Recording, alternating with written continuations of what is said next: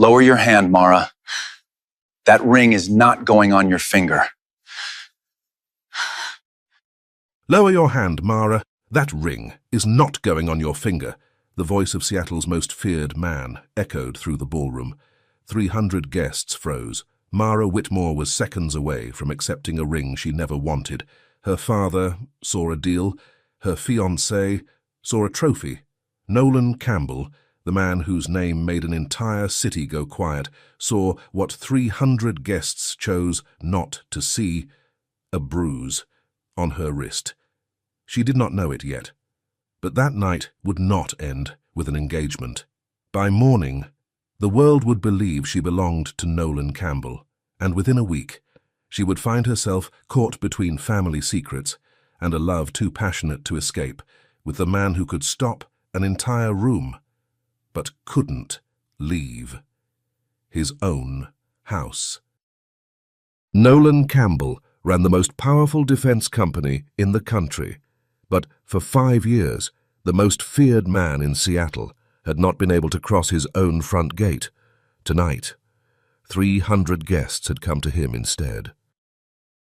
He was moving through the corridor when he saw her through the terrace glass, rain-dark garden. A man's hand closed around a woman's wrist, not gently. And above it, a face that was doing something Nolan recognized without wanting to. Holding. Her eyes were wet, her chin was up. The tears were losing, but the chin was winning, and something about that specific fight, that private, losing, stubborn fight, hit him somewhere behind the sternum before he could decide to let it. In 5 years, very few things had reached him before he could stop them. Her eyes did. His hand was already on the door. He pushed it open. Cold air, open space, distance. The particular kind that his body had spent 5 years deciding was unsafe. The roar started low at the base of his skull. His hand, the one not gripping the frame, began to shake. He stepped back. His fist came down against the doorframe once. Quiet, controlled. The kind of blow a man lands when the only person he is angry at is himself. "Damn it," he breathed. The door closed. Through the glass the man released her wrist, not gently, and said something low that pulled her shoulders in before she made herself straighten again. Nolan stood behind the glass and watched her straighten. Then the garden door swung open and she came through it at a near run. Wet hair, ruined silk, eyes that had almost lost the fight they'd been winning.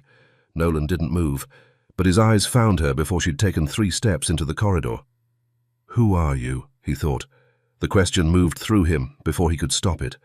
He kept walking toward the ballroom. The corridor carried him past a half-open sitting room, and he would have kept going, except the laugh stopped him. A woman's laugh, too soft, too close. Through the narrow opening, his nephew Preston, tonight's groom, with his assistant Kate pressed against the wall beside him. "Useless bastard," he muttered, and kept walking. The ballroom opened ahead of him. Conversations dropped by half a degree as he entered. Men who had been laughing a second earlier remembered their drinks. He took a whiskey from a passing tray. His eyes moved across the room, steady, the way they always did. But they hadn't found what they were looking for when it happened. Pale silk, fast steps, a collision neither of them saw coming, her shoulder against his arm, the impact sharp enough to catch him off guard, which almost nothing did anymore. The whiskey left his hand before he could close his grip around it. "Oh, no. I'm so sorry, sir." Her hand flew up before she had even seen who she'd hit. Then she looked up, light brown eyes, full and shining.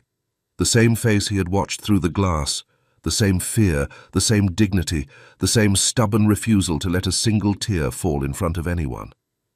The girl from the garden, standing in front of him, apologizing to him. She was already looking away before she could read whatever had crossed his face.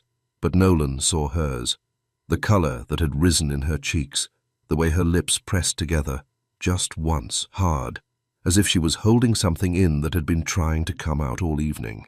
Her eyes dropped before she could let them say anything more. Then she was gone, past him, fast, toward the front terrace, not walking, almost running. Something moved in Nolan's chest that had not moved in 5 years. He looked down at his shirt. He left the glass on the nearest tray, and he followed her. The party dulled behind the glass, reduced to music, silhouettes, and light moving across expensive faces. She was standing at the far end with her back to him, both hands on the stone railing, breathing the way people breathe when they are trying very hard not to cry. Nolan did not speak right away. He let his footsteps carry across the stone first, so she would hear him coming. When he was close enough, his voice came out low. Not soft, but careful, the way a man speaks when he knows one wrong word could make someone disappear behind herself. "Bad night?" She made a sound that almost became a laugh and lost its courage halfway there. She tried for a smile, the way someone might reach for a coat in the dark and find the wrong sleeve. The back of her hand went to her cheek and dragged across it once. That was when he saw her wrist clearly. A bruise had come up under the skin there, fresh and darkening. The kind of bruise a hand leaves when it has held on too tightly for too long. 4 small ovals on the inside of the bone, a 5th above them. His gaze stayed on it longer than politeness allowed. Then she turned her face up to him, and this close, in the cold light of the terrace, the same look from the ballroom hit him harder than it had any right to. Something he had not been ready for. Not tonight. Her gaze fell to the whiskey stain on his shirt, and her lips parted around an apology she had already given. "I'm so sorry, I can fix the shirt." Her voice held for 1 second, then thinned. "That may be the only thing I can fix tonight." A faint scent kept reaching him, musk under jasmine, rising warm from her hair. And inside him, quietly, something was shifting that had been still for a very long time. His own voice came out lower than he meant it to. "There is nothing in life that can't be handled. Except death. Sometimes your method simply stops working." She drew in a breath, her gaze drifting back through the glass, toward the chandeliers, the violins, the careful crowd waiting for a ceremony they thought belonged to her. "And what's supposed to stop any of it tonight?" She was not really asking him. Nolan leaned in close. His mouth was near her ear now, and the next words went only between the two of them, barely louder than breath. "There is always another option." She turned her head, and his face was a hand's width from hers. Close enough for him to see the exact second she realized he was not offering comfort. He was offering danger, shaped like a door. Her lips parted, and her answer came almost in a whisper. "Not tonight, there isn't." It came out flat, closer to a verdict than a plea. Then a voice cut across the terrace. "Mara!" Richard Whitmore was in the doorway, his voice already carrying before either of them could turn. "Enough! The ceremony is starting. You do not disappear from your own engagement and make guests wonder where you are." Mara's shoulders were already pulling in a fraction. Her hand was moving toward her wrist again, the old instinct returning before she could stop it. Richard took 1 step forward. "Come here." Until that moment, Nolan had been standing in the shadow of the terrace wall, just outside Richard's line of sight.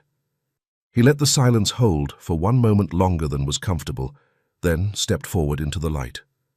Richard's gaze went first to the black of the jacket, then to the face. Dark hair pushed back, a few days of stubble touched with the faintest silver, deep-set eyes that did not blink. The change was immediate. The hard edges of Richard's voice were polished off in half a second, and a respectful smile slid onto his mouth as if it had been waiting backstage. "Mr. Campbell, I didn't realize you were out here." Nolan's gaze stayed on Richard's face. "You should call your daughter more gently, Whitmore. Your voice carries." Richard's smile froze a half-second too long before it found its footing again. "A father worries. These evenings can overwhelm young women." Nolan let his gaze drop slowly to Mara's wrist. He kept it there long enough for Richard to follow it down, then brought it back up. Worry rarely leaves marks. The terrace was going quiet, in a way the music behind the glass could not reach.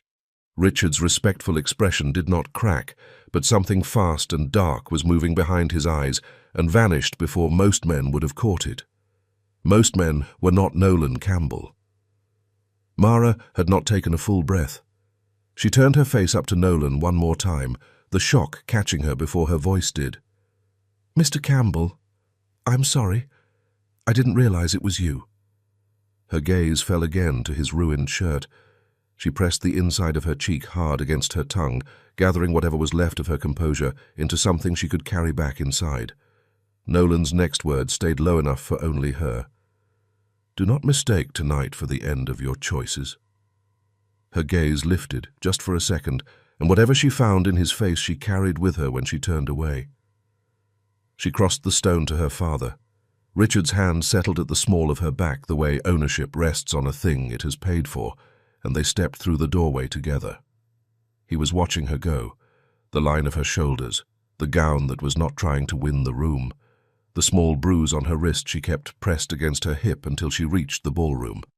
The name moved across his lips, low enough that no one but the cold stone of the terrace heard it. Mara Whitmore. So, this was you all along. Inside, the violins were lifting into the opening notes of a ceremony no one in that house had earned. Nolan was still watching her, Mara crossing the ballroom toward the man who was about to put a ring on the same wrist someone else had bruised. Then he set down his glass and made a decision he had not made in 5 years. Mara had not moved, but the room had. Guests were easing back, every face arranged into polite warmth. Some of the women were smiling at her as if she were lucky. She knew how to read rooms like this. Tonight, this one had decided she was happy. Her father was standing at her right shoulder, his smile broad enough for the cameras and steady enough for the partners. It was the smile of work being finished. He wasn't looking at his daughter. He was watching the line of guests holding raised glasses and counting which ones mattered. Mara lowered her gaze before any of it could reach her face. Her fingers were pressing quietly together at her side, a small private grip that did nothing for anyone else and everything for her. Behind the arch, the terrace doors opened, and Preston walked in, adjusting his tie. Mara saw the crooked collar before she saw his face, then the looseness in his shoulders, then the bright, unfocused warmth in his eyes, a man trying to look sober for an audience that had already paid for the show. Her fiancé Preston took his place beside her, with the lazy assurance of a man arriving late to his own engagement and expecting the room to forgive him for being interesting. When their shoulders almost touched, he leaned in close enough that only she would catch the words. "Smile, Vanilla. Every woman in this room is watching you get what they wanted. Don't embarrass yourself by looking disappointed." Whiskey on his breath. Underneath it, something sweeter and wrong. A perfume that wasn't hers, warmed by skin that wasn't hers either. A slow heat climbed up the inside of Mara's throat. She made herself breathe through it. She kept her face forward. Her fingers folded tighter into themselves until the bones in her hand ached. The pain was something she had earned and could feel and could keep. Preston pulled the small velvet box from his pocket. Grant Atkins moved to the center of the floor, raising his glass. "To family," he began. "To legacy. To the union that makes both of ours stronger." Murmurs of approval, glasses lifted. Then her father's voice came in just behind Grant's, smooth and rehearsed. "To our children," he said, "and to the union that will open the right doors for both families." Doors. The only thing her father had ever truly wanted. Her body moved before her mind did. Years of practice. The same body that knew how to stand still in a doorway when her father was on the phone, that knew how to keep its face quiet during dinners with men twice her age. She turned 1/4 of an inch. Her father's smile had not changed. His gaze had. The warning was small and meant for her alone. "Don't fail me." She raised her hand. A faint tremor moved through her fingers before she could lock them in place. 25 years of agreeing, and her body had finally chosen tonight to refuse. Preston's mouth curved. His voice came soft, almost flirtatious, but only she was close enough to hear it. "Nervous?" He took the ring from the box. The diamond caught the chandelier light and threw small, sharp pieces of it across the white of his cuff. "Careful. People might think you're not grateful." He brought the ring toward her finger slowly enough to enjoy himself, close enough for Mara to feel the cold of the metal in the air just before it touched her skin. Then a voice cut through the ballroom from the far end of the floor. "Lower your hand." The violin failed first, one clean note breaking and dying under the bow. The second instrument was already losing its line. The whole room was sucking in a breath as a single body. Preston's hand was still in the air, the ring still pinched between his fingers, and it was not coming down. For a moment, Mara did not understand why her finger was still bare. Then she lowered her hand, slowly, deliberately. The way a woman lowers a glass she has decided she will not drink from. Every face in the room had turned. At the threshold of the open marble floor stood Nolan Campbell. He had not raised his voice. He never had to. Preston recovered first, the way he always did, with a laugh that was more reflex than confidence. "Uncle Nolan, a little dramatic even for you." Nolan didn't look at him. He walked into the room. The crowd shifted before he reached them. A woman near the arch stepped back with her glass pressed against her chest. Two men by Grant fell silent mid-sentence. A waiter lowered his tray without ever looking down at it. The two security men who had been standing quietly at the doors did not look at Grant Atkins for instructions. They looked at Nolan. That was the moment the room understood whose house this was. Nolan stopped a few feet from Preston, and the ring still trapped in his fingers. "Lower your hand, Preston." Preston's smile thinned. His hand stayed up another second, then dropped. Too late to be defiance, too fast to be anything else. Grant moved before her father did, smooth and careful. "Nolan, this is family business." Nolan turned a quarter of an inch toward him. "This is Campbell property, Campbell security, Campbell approval. And every agreement in this room depends on it." His voice dropped by a single degree.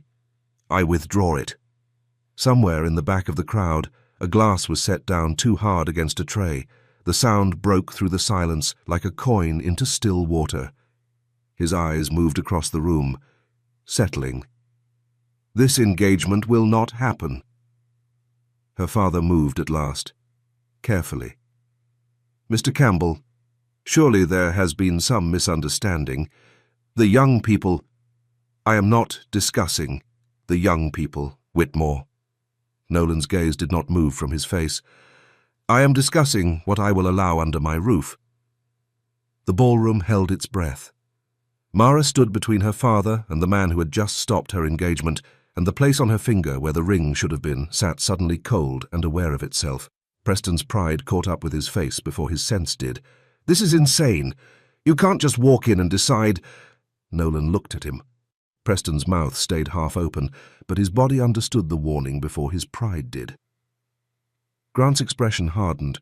Her father glanced once toward Grant, once toward Mara, calculating whether this disaster could still be folded into something useful. Nolan turned toward the guests. "Our evening is finished." No one moved. His voice came down by a single degree. "Now." The house answered him. Security stepped toward the doors. Staff moved without confusion. The violinist lowered his bow. The flowers still hung from the arch, and the ring still sat in Preston's hand. But the engagement was over, and the room knew it. Grant closed the distance to Nolan, voice low. "What are you doing? You've humiliated us in front of everyone." Nolan looked at him without hurry. "If you're worried about your reputation, Grant, start with Preston." Grant's mouth shut. Her father had not moved at all. He was watching Nolan now, uncertain whether what he was seeing was disaster, protection, or some more dangerous form of opportunity. Nolan turned from Grant and walked toward her. His pace stayed exactly where he wanted it, measured, deliberate. Her father lifted one hand a fraction. Nolan's gaze flicked once in his direction. Her father's hand lowered. When Nolan reached her, he stopped close enough that she could hear him breathe. After her father's grip on her wrist outside, after Preston's mouth near her ear, after a whole evening of being guided and positioned and corrected and arranged like furniture for someone else's room, this man kept his hands to himself. His gaze dropped to her wrist. The bruise had darkened in the chandelier light. Mara covered it with her other hand before she could decide to. Nolan had already seen. His voice came down to her, low enough that the closest guests would not catch the words. "Come with me, Mara." "Upstairs." A small heat was rising along the back of Mara's neck. "Why?" Nolan didn't fill the silence the way most men would have. "Because if you stay in this room, they will start explaining your life again." For a second, keeping her face steady was harder than breathing. Mara's gaze moved past him. to her father, to Grant, to Preston, who was still watching with a mouth pressed into a line that had nothing left of charm in it. And upstairs? Nolan stepped one half step aside, leaving the path to the staircase open behind him. Upstairs. You get to answer before anyone decides for you. Behind him, Preston's voice cracked through the room. "Uncle Nolan, what the hell is this?" Nolan didn't turn. Mara looked at the staircase, then at her father. The expression that meant, "Fix this, do it now, do it without making me ask twice." Then at Preston, his charm gone, his mouth open and useless. Then at Grant, watching her like a man recalculating a contract. The whole room was waiting for her to become manageable again. Mara did not feel brave. She only understood that if she stayed in that room, the next version of her life would be written before she opened her mouth, so she walked toward the stairs. Nolan opened the door and she followed him in. Mara stayed near the door. Her eyes went to the screens first, 3 of them above the desk, cycling through black and white feeds of the property. Front gate, marble corridor, east entrance, the kind of room that watched everything and gave nothing back. A fireplace breathed low embers against one wall. The desk by the window held papers arranged in precise columns, a laptop, 2 smaller screens. Everything in its place, everything accounted for. Nolan was at the window, his back to her, hands in his pockets. He was watching the last of the cars roll out through his gate. He did not move when she came in. The quiet pressed against her until her own voice sounded too small for the room. "Mr. Campbell?" His shoulders shifted, but his face stayed turned to the glass. "Why did you stop the engagement?" He stood as he had been, hands in his pockets, his gaze on the gate beyond. For a long moment he gave her nothing but the sound of his own slow breath. Then his voice came back over his shoulder, low and steady. "Because that ring was about to land on a wrist that already had a bruise on it." Mara's fingers found her own wrist before she could decide to. She covered the mark with her other hand. "But Preston is your nephew." The edge in her voice surprised her on the way out, but she kept going. "For a moment I thought you did this because you saw I was upset. But you don't strike me as a man who concerns himself with something like that." Then he turned, slowly, the way a man turns when he has already decided what he is going to do next. He walked toward her without hurry, hands still in his pockets, and stopped 3 steps away. The whiskey stain on his shirt was still there. He had not changed. "If I hadn't stopped it, who would have?" She lowered her gaze. The honest answer was already in her chest before her mouth could decide to give it. "No one." His voice dropped quieter. "Mara, in this world, who do you trust?" She pressed her lips together. The answer took a moment to come out, and when it did, it came out small. "I'm not sure I trust anyone." Nolan held her eyes. "Good." A half step closer. His voice came down between them, low and certain. "Because in this world, the only person you should truly trust is yourself." She was holding his gaze a second longer than was safe and let it go before he could see how far inside her the sentence had gone. Her voice came back quieter, but the edge in it was new. "Then read this. Did you save me tonight, Mr. Campbell? Or did you just move me to another room where men decide for me a little quieter?" His expression did not change, but something passed behind his eyes that was harder to name than the rest of him. Before he could answer, a fist landed against the door, heavy, once, then twice. Mara's shoulders were already pulling in before she could stop them. Preston's voice came through the wood, slurred at the edges. "Uncle Nolan, open the door." Nolan did not move. His gaze stayed on Mara, as if the noise outside the room belonged to a different room entirely. The voice came again, lower now, uglier. "She was my fiancée 10 minutes ago." His voice carried through the door without effort. "She was never yours." A short silence on the other side, then a brittle laugh that had nothing left of charm in it. "You think taking her upstairs makes you noble?" The heat was climbing up the back of Mara's neck. Tomorrow's headline written through a closed door by a man who could not hold a glass straight. Nolan's chin lifted once toward the corridor. "Michael." Footsteps were already moving outside, quiet and quick. Preston's voice rose one final time. Her father will bring her back down. He's already deciding where to put her tomorrow. Then the footsteps reached him. A brief scuffle. A door at the far end of the corridor opening and closing. The sounds thinned out and disappeared. Mara did not realize she had moved until she was at the surveillance screen. The rotation cycled, front gate, marble corridor, east entrance. Her father was crossing it. Not toward the stairs, toward the door. Grant Atkins beside him, both of them moving toward Grant's car the way men move when they have already started repairing a deal between themselves. Her father did not look back at the house. Mara stood there until the rotation reached the next feed and lost them. Her father had not come for her. The thought arrived with a quietness that hurt more than tears would have. Not surprise. She understood now that some part of her had known since the terrace, since he had pressed his hand to the small of her back and guided her toward the ceremony like something he had already paid for. She had known. She had simply not been ready to look at it directly until now. Nolan was watching her. He did not narrate what she had just seen. He let her have the silence she needed to absorb it. When her voice came back, it came back small and very clean. He left. Nolan's answer came without weight. Yes. With Grant. A single nod, barely there. She turned away from the screen, because looking at it any longer was going to cost her something she could not yet afford to spend. Nolan moved to his desk. He shrugged off his jacket and laid it across the back of the chair, rolling his sleeves to his elbows, unhurried, automatic, a man settling into his own space. That was when Mara saw it, the inside of his left forearm, a scar, pale and long-heeled, running from below the elbow toward the wrist. Not a small thing, the kind that comes from heat close enough to leave a permanent memory in the skin. Her eyes stayed on it a second longer than she meant them to. Nolan did not notice, or if he noticed, he did not show it. He was already turning back toward her, and his gaze returned to her face as if nothing in the room had changed. She looked away before he could catch the question she had not asked. What happened to you? She tucked it somewhere quiet and did not take it out again. His voice came quieter than before. I'm going to host you here for a while, Mara, until this settles. She blinked. Mr. Campbell, that puts me in a more difficult position, and it puts you in one as well. His voice did not shift. My position is not the one at risk. He let the silence carry for one heartbeat before he gave her the rest.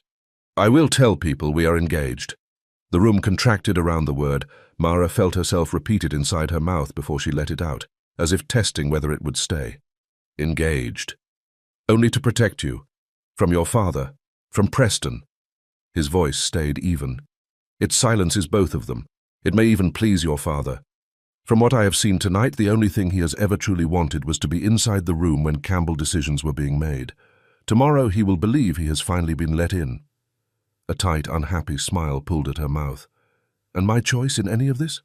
2 engagements in one night, Mr. Campbell. Neither of them asked of me. My name has been decided for me twice in the same evening.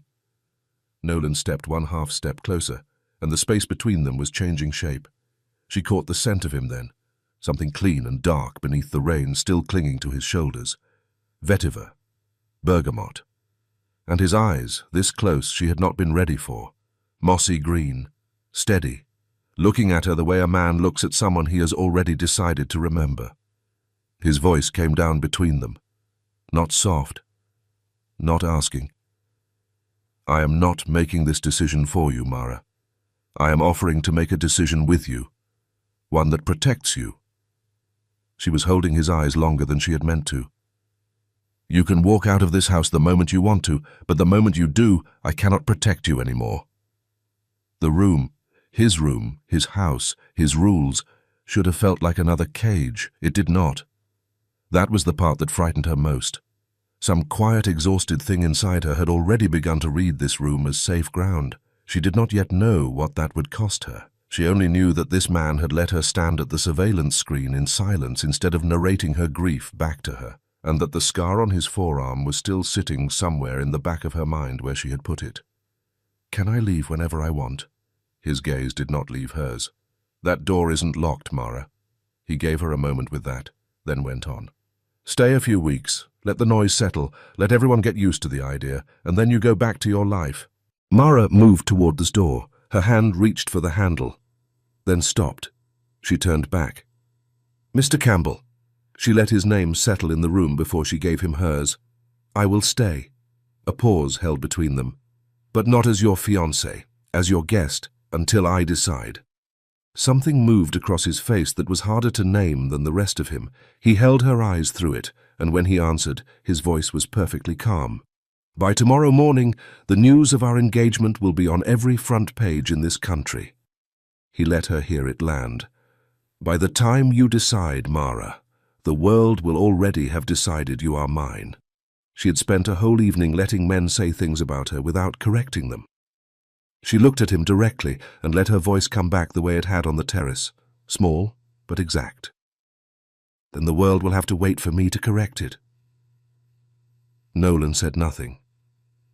Something quiet was lighting at the back of his eyes, surprise that had not yet decided whether to become respect. She turned to leave, and that was when she saw it. On the corner of his desk, half turned away from the room, a small silver frame. Inside it, a blonde woman caught mid-laugh, sun caught in her hair, looking back at whoever had been holding the camera as if there had been nothing else worth looking at on that particular afternoon. Mara's hand was still on the door handle, and she could feel the seconds passing through it. Who is she? And why, if there has ever been a woman who looked at Nolan Campbell like that, did he choose me tonight instead of her? She did not ask. She walked out, and she kept her face from changing until the door was closed between them. Edith was already in the corridor.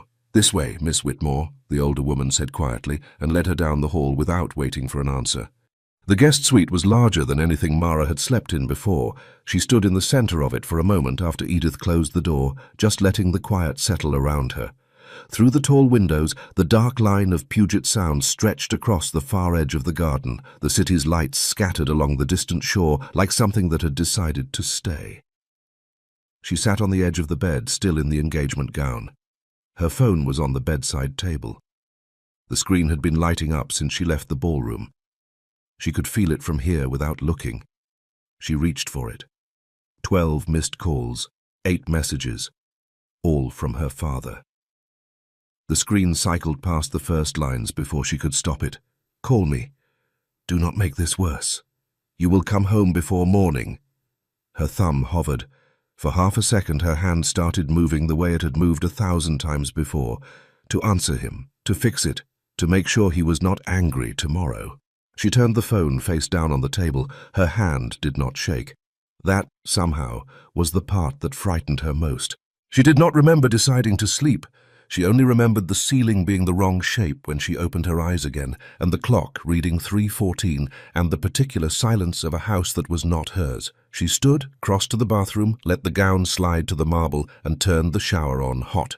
The water had barely run the cold out when the alarm went off. Low, repeating, building. Mara's breath snagged. She killed the water, pulled the robe from the hook, wrapped it tight, and stepped out onto the bedroom floor barefoot. In the corridor, footsteps were moving fast. This was a mistake. The thought arrived clean and cold. Staying here was a mistake. She opened the door. At the far end of the corridor, at the head of the staircase, Nolan was already there. White shirt, sleeves pushed to his elbows, no jacket, no tie.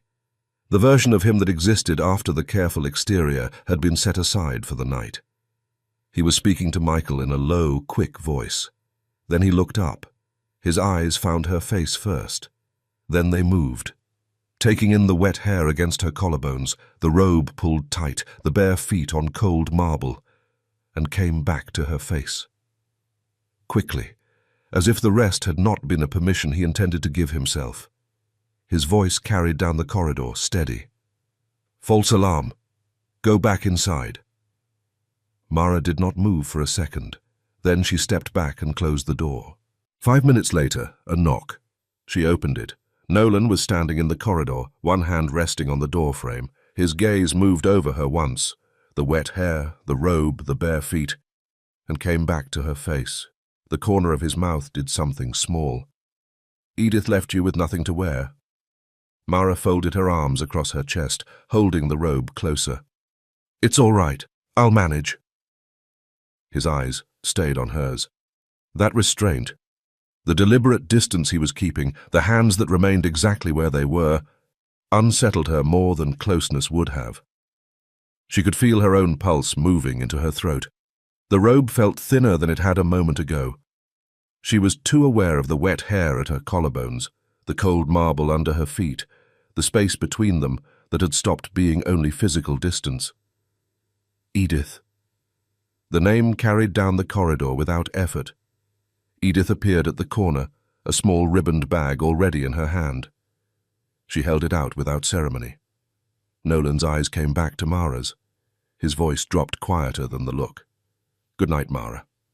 He moved off down the corridor, the broad set of his shoulders, the unhurried weight of his walk, the way the house seemed to make room for him without being asked. Mara made herself speak before her voice could fail. "Good night, Edith." Edith turned away. Mara stopped her. "Edith." The older woman turned back. Mara stood with the bag of clothes still in her hand, the door open behind her. Mr. Campbell's study, the photograph on his desk, the blonde woman. Something moved in Edith's face. Not surprise. Recognition, with something colder behind it that she did not allow forward. "Who is she?" Edith's reply came short and quiet. "Mrs. Campbell, his late wife." Mara did not breathe for a second. Edith held her eyes. "Don't ask him about her tonight." Then she walked away. Mara stepped back inside and let the door fall shut behind her. The bag of clothes was still in her hand. She set it on the bed without looking at it. She went to the window. Below the gardens, 2 security men were walking the perimeter. The grounds were quiet. The gate at the end of the long drive stood closed. Then she saw him. Preston. He was standing outside the gate, leaning against the hood of his car. Not leaving. Not moving. Just standing there in the cold with his hands in his pockets, staring up at the house the way a man stares at something he has decided he is not finished with. Mara's hand pressed against the glass. Then his phone lit up. He looked at the screen. Something shifted in his posture, a straightening, almost reluctant, the way a man moves when a call he has been expecting finally comes. He brought it to his ear. From where Mara stood, she could not hear a word. But she could see his face. Whatever the voice on the other end was saying, it was not comfort. Preston's expression moved through something. Impatience, then attention, then a slow, careful settling. The particular look of a man who has just been handed a reason to stay dangerous. He said something short into the phone, nodded once, and did not look away from the house. Mara stepped back from the glass before he could look up and find her watching. She stood in the center of the room, the city quiet outside, the house quiet around her. The woman in the silver frame had a name, and the man on the phone outside her window had not come here tonight to apologize. The knock came before she was ready for the morning. Mara had been awake for some time already, lying in the unfamiliar quiet of the suite, watching the early light move across the ceiling in slow, pale shapes. But she had not been ready. There was a difference. She reached for the satin robe Edith had left, pulled it tight, and opened the door. Edith stood in the corridor, hands folded, her expression carrying the particular composure of a woman who had delivered difficult news enough times to have smoothed all the edges off it. "Miss Whitmore? Mr. Campbell is waiting for you downstairs, in the living room, now." Mara glanced past her toward the window at the end of the hall, and what she saw there made her cross to it before she had decided to move. Below, at the iron gate, a crowd had gathered. Cameras. Microphones. A news van at the edge of the drive. People pressing toward the gate the way people press towards something they have decided they own a piece of. "Oh no." The words came out small, almost a murmur. This quickly. She dressed without thinking much about what she was putting on. It was only on the stairs, halfway down, that she registered she was still wearing the champagne silk from the night before, the engagement gown, the one she had slept around the edges of and never quite taken off. There was nothing to be done about it now. She kept walking. The living room was quiet in the way large rooms are quiet when only one person is standing in them. Nolan had his back to the door. He was standing at the far end of the room with his hands in his pockets, facing the tall windows, watching the last of the morning fog burn off the water below the gardens. He did not turn when she entered. He gave her the room instead. Let her come to it, find her footing in it. Mara stopped a few feet inside the doorway. "Mr. Campbell?" He turned, and for a moment, no longer than a breath, no shorter than something she would remember, his eyes moved over her. The dress, the bare shoulders, the gown that had been someone else's idea of what she should wear last night, still on her body the following morning. His expression did not change, but he had seen. "Have you decided, Mara?" His voice was the same as it had been at midnight, low, unhurried, treating the question as if it had a reasonable answer no matter which direction she chose. Mara took one slow breath. Outside, someone was speaking into a camera. She could hear the murmur of it through the glass. "Mr. Campbell," she kept her voice even.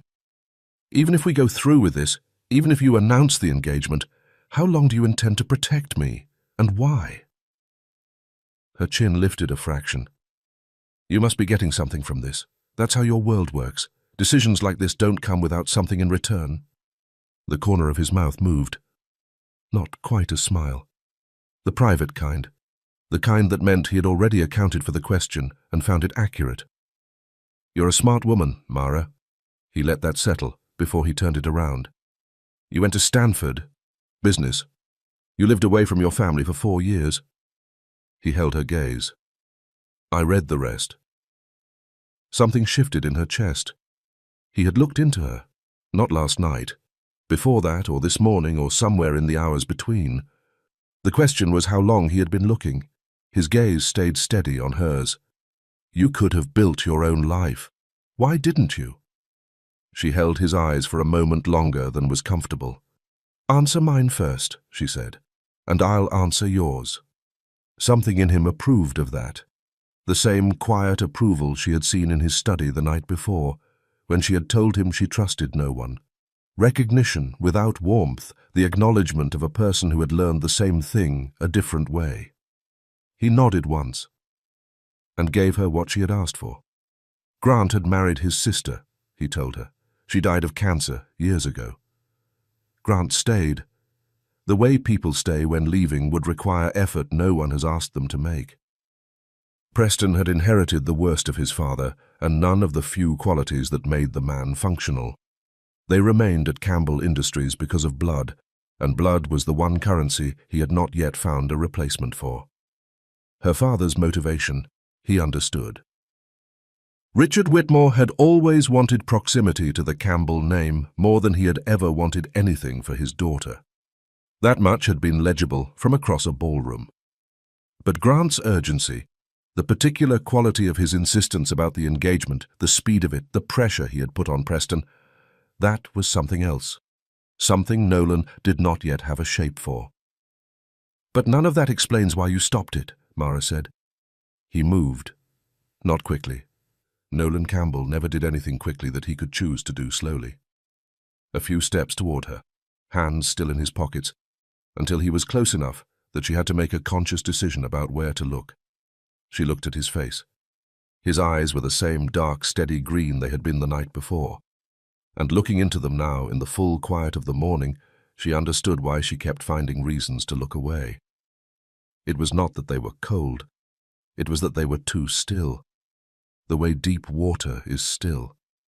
If I look any longer, she thought, and stopped it there because she already knew where it was going. "I saw you in the garden." His voice came down between them, quiet. "The way you were standing, the way you kept your face." Mara held very still. He had not heard her. He had seen her.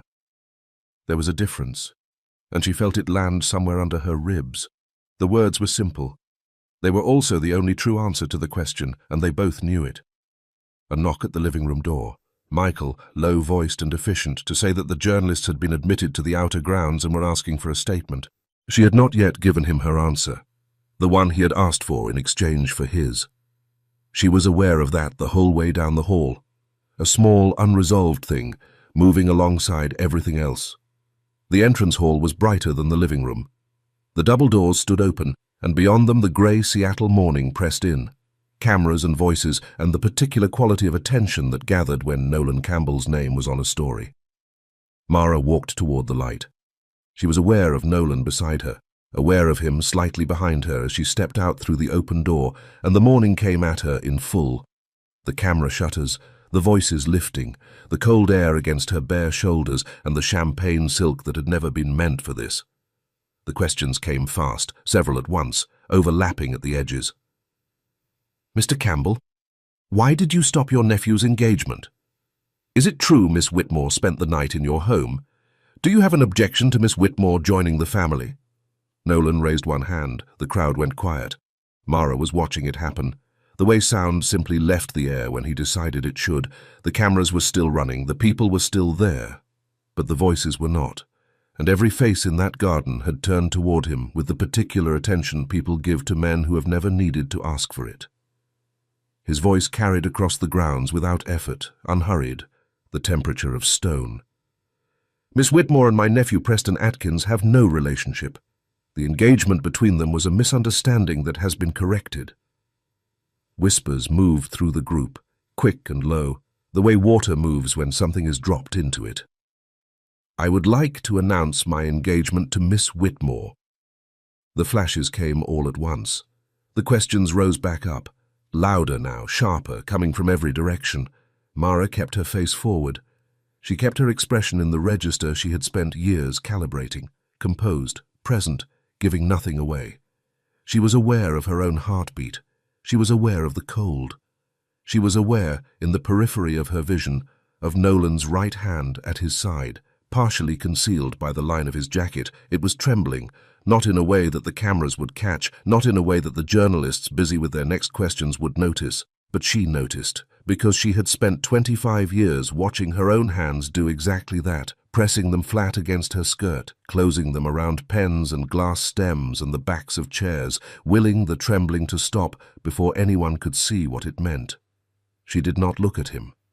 She shifted her hand the few inches between them and closed her fingers around his, without looking, without ceremony, the way you cover something that should not be visible to the people who are watching.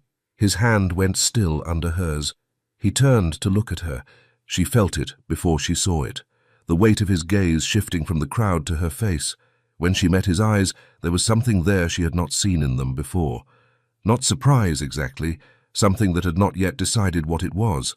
She looked back at him, and she did not try to arrange her expression into anything particular. Whatever was on her face, warmth, she supposed, something that lived near it, she let it stay. They held each other's gaze for a moment that the cameras would later describe as tender.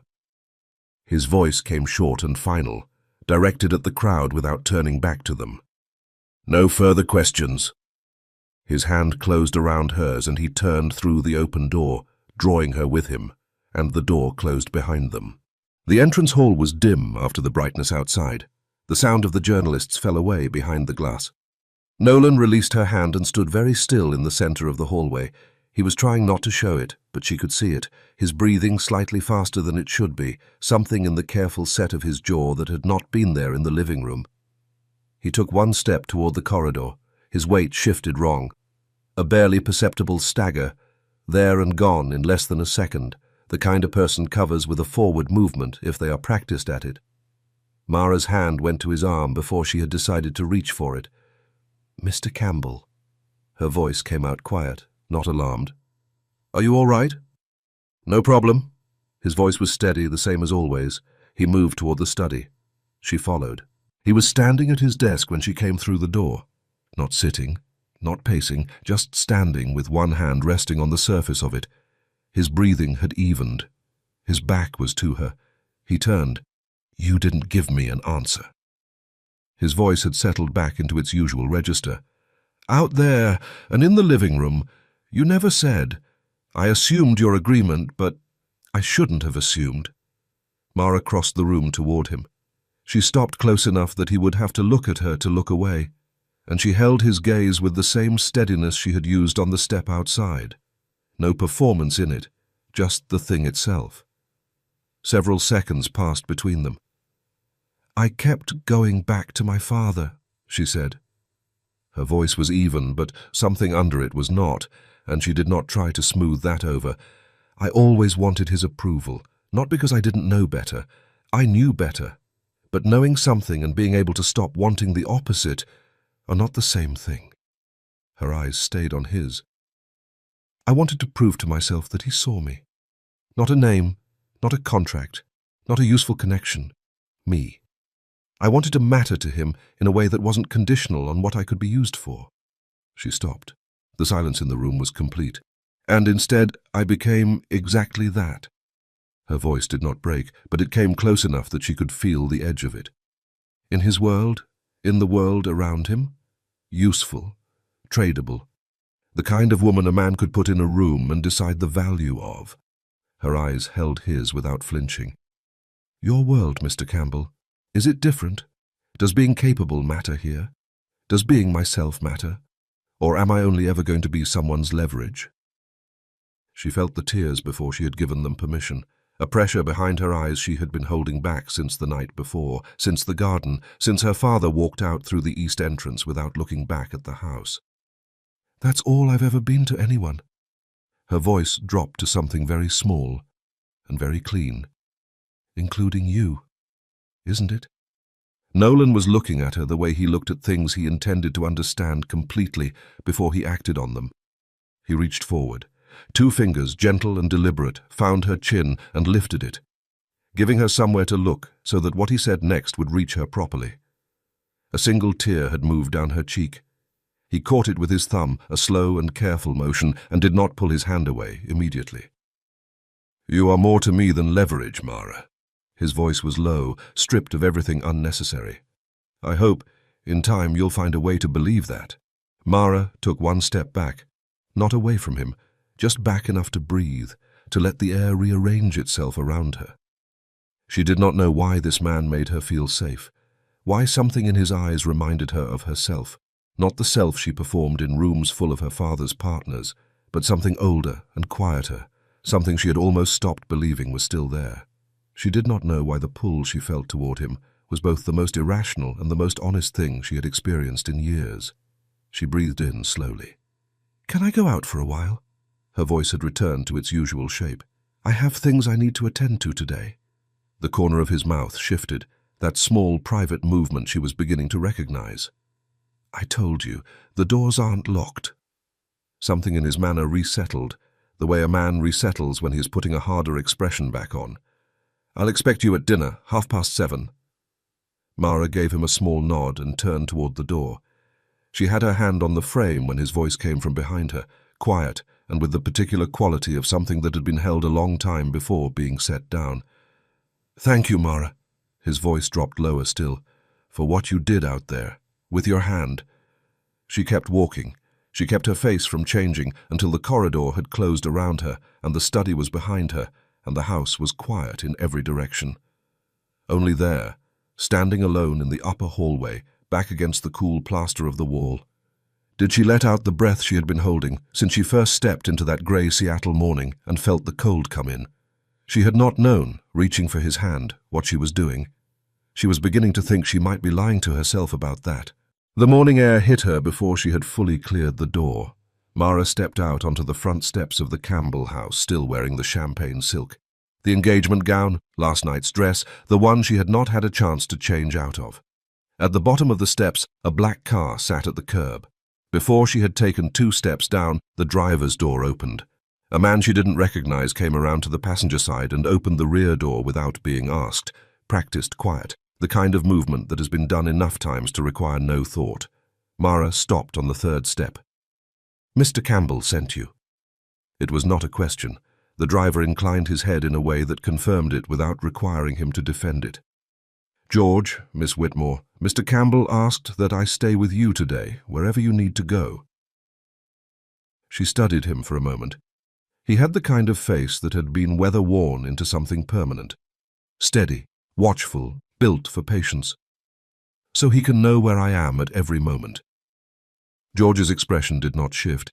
There was something practiced in its steadiness, the kind of steadiness that had learned to absorb pointed questions without returning them. "So your morning is comfortable, Miss Whitmore, and safe." Mara looked at the open door. She looked at George. She thought of the gate at the end of the drive, and the journalists who had been there an hour ago, and the way her name had moved through that crowd this morning, the way a stone moves through still water, fast, and leaving rings long after. Part of her wanted to tell him she'd take her own car. The other part, the part she was less willing to examine, was already descending the last steps. She got into the car. She stopped at her apartment long enough to change and pack a bag. 20 minutes later, she was back in the car, heading toward the financial district. The Whitmore Group building rose 14 stories above the financial district, steel and glass, nothing wasted on aesthetic. Mara had walked through its lobby more than 1,000 times. She had her badge out before the door opened. The lobby guard's eyes came up when she walked in, then came back down to his desk. Mara kept walking. Her office was on the 7th floor, middle of the building, the kind of location that said useful but not essential. She had never minded that. The middle of the building meant nobody stopped to look through your window. She was halfway to her desk when her father appeared in the corridor. He must have been watching for the elevator. His expression carried the careful composition of a man who had had several hours to decide how to approach something and had settled on a version of himself that reads as reasonable. "Mara." His voice was measured. "I've been trying to reach you." "I know." She kept walking. He fell into step beside her, and the fact that he had to follow her down the corridor rather than her stopping and waiting for him, as she would have done yesterday, as she had done 1,000 times before, registered in some small muscle along his jaw. "Is it true?" He was not asking. "The Campbell engagement. Every outlet in the city has it." "Yes." She opened her office door. "It's true." Richard followed her in. She set her bag on the desk and pulled her laptop toward her. Behind her, she heard him close the door, a sound she knew, the sound he made when a conversation was going to be private. "Mara." His voice had shifted into something warmer, which was, she had learned over 25 years, more dangerous than when it was cold. "Do you understand what this means? Not for the engagement, for the company. For us." She did not look up from her bag. His voice moved closer. Preston was an adequate match, adequate. But Nolan Campbell, "Mara, when you become Mrs. Campbell, the doors that open." There's that word again. Her voice came out even, but something underneath it had gone very still. She set her hands flat on the desk and turned to face him. "Doors. You used it at the ceremony too." "I remember." Richard paused. The warmth went out of his voice. "It's not a dirty word. A father wants opportunities for his daughter. You want opportunities for yourself." The evenness in her voice held, but she could feel it costing her. "That's different. And you know it's different, which is why you're standing here trying to make me believe it's the same thing." Something moved behind his eyes, not guilt exactly. The look of a man who had found his argument slightly less armored than he expected. "Mara, what I want and what's good for you are not at odds here. He doesn't know me." The words came before she had fully decided to say them. "Nolan Campbell doesn't know me. He's protecting me from a situation I didn't choose, for reasons that have nothing to do with loving me. And you are standing in my office, not asking if I'm all right, not asking what I need, not once asking what I want, telling me how to leverage it." The warmth drained out of Richard's voice. What replaced it was not cruelty. It was something more honest and somehow harder to bear. "When you are Mrs. Campbell," he said, "you will want for nothing, not money, not security, not position, everything you've ever needed. You are remarkable." The laugh that came out of her chest was not a happy one. It arrived on its own, sharp and short, the kind that comes when something finally becomes clear enough to be absurd. She picked up her bag and moved toward the door. "Truly, I have spent 25 years trying to matter to you, and I never once considered that mattering to you might look exactly like this." Her hand was on the door handle. "I don't want to call you father anymore." Her voice had gone very quiet. "Not today, maybe not for a while." She did not wait for him to answer. The corridor was bright and indifferent. She understood now what mattering to him actually looked like. She sat at her desk for a long time. Before she opened her laptop, she typed his name into the search bar. Nolan Campbell. The results filled the screen. He was not the kind of man whose name went unrecorded. She read through the business pages first: acquisitions, government contracts, a defense partnership with the Canadian Ministry, a second manufacturing facility in the UK. Photographs of the building she was currently sleeping in, taken from the water, the kind of image that made it look less like a home than a feature of the coastline. She kept scrolling. The story appeared 7 items down. A news archive, dated 5 years ago. Campbell Defense executive wife killed in vehicle explosion. Authorities investigating possible organized crime connection. Mara's finger came off the trackpad. Something went quiet in her chest. Not the good kind of quiet. She read it.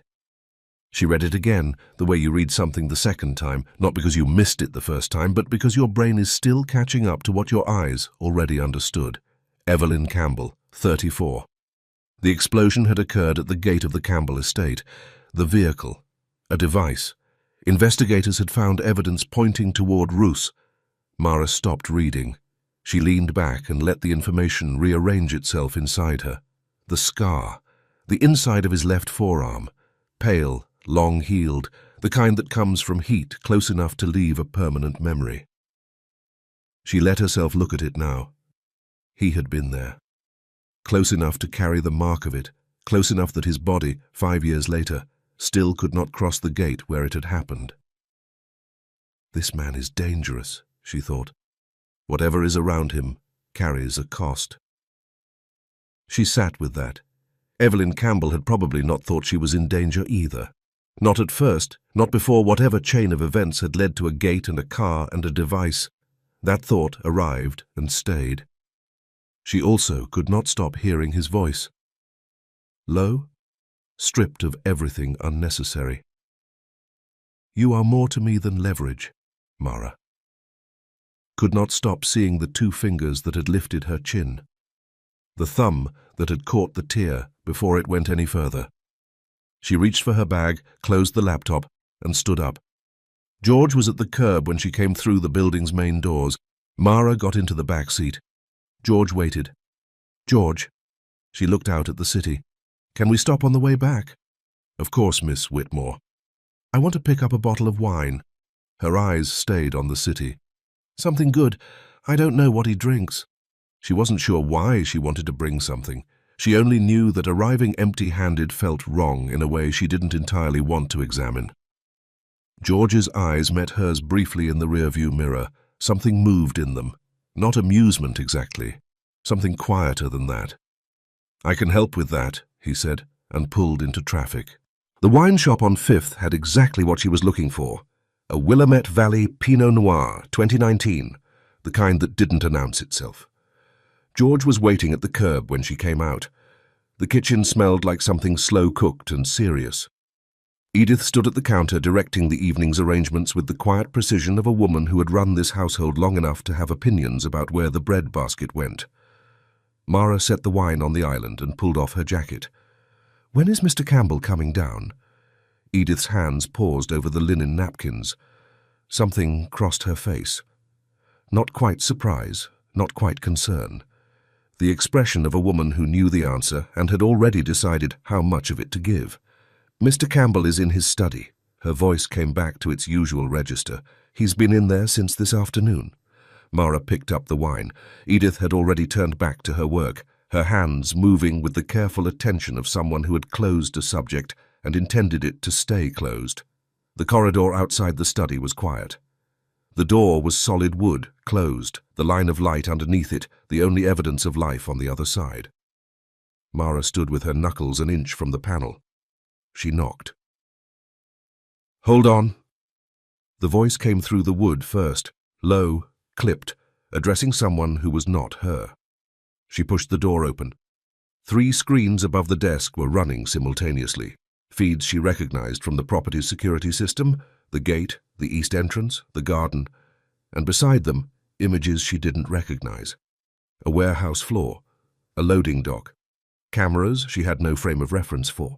Nolan was standing at the desk with his phone pressed to his ear, his jacket off, his sleeves rolled to his elbows. His eyes found her the moment she stepped through the door and stayed there. Not a glance, not a check, but a full hold, the kind of attention that made the air in a room rearrange itself. He kept talking. His voice dropped a degree. Not louder. The opposite. The particular drop that meant the person on the other end should start listening very carefully. I don't want rats in my operation.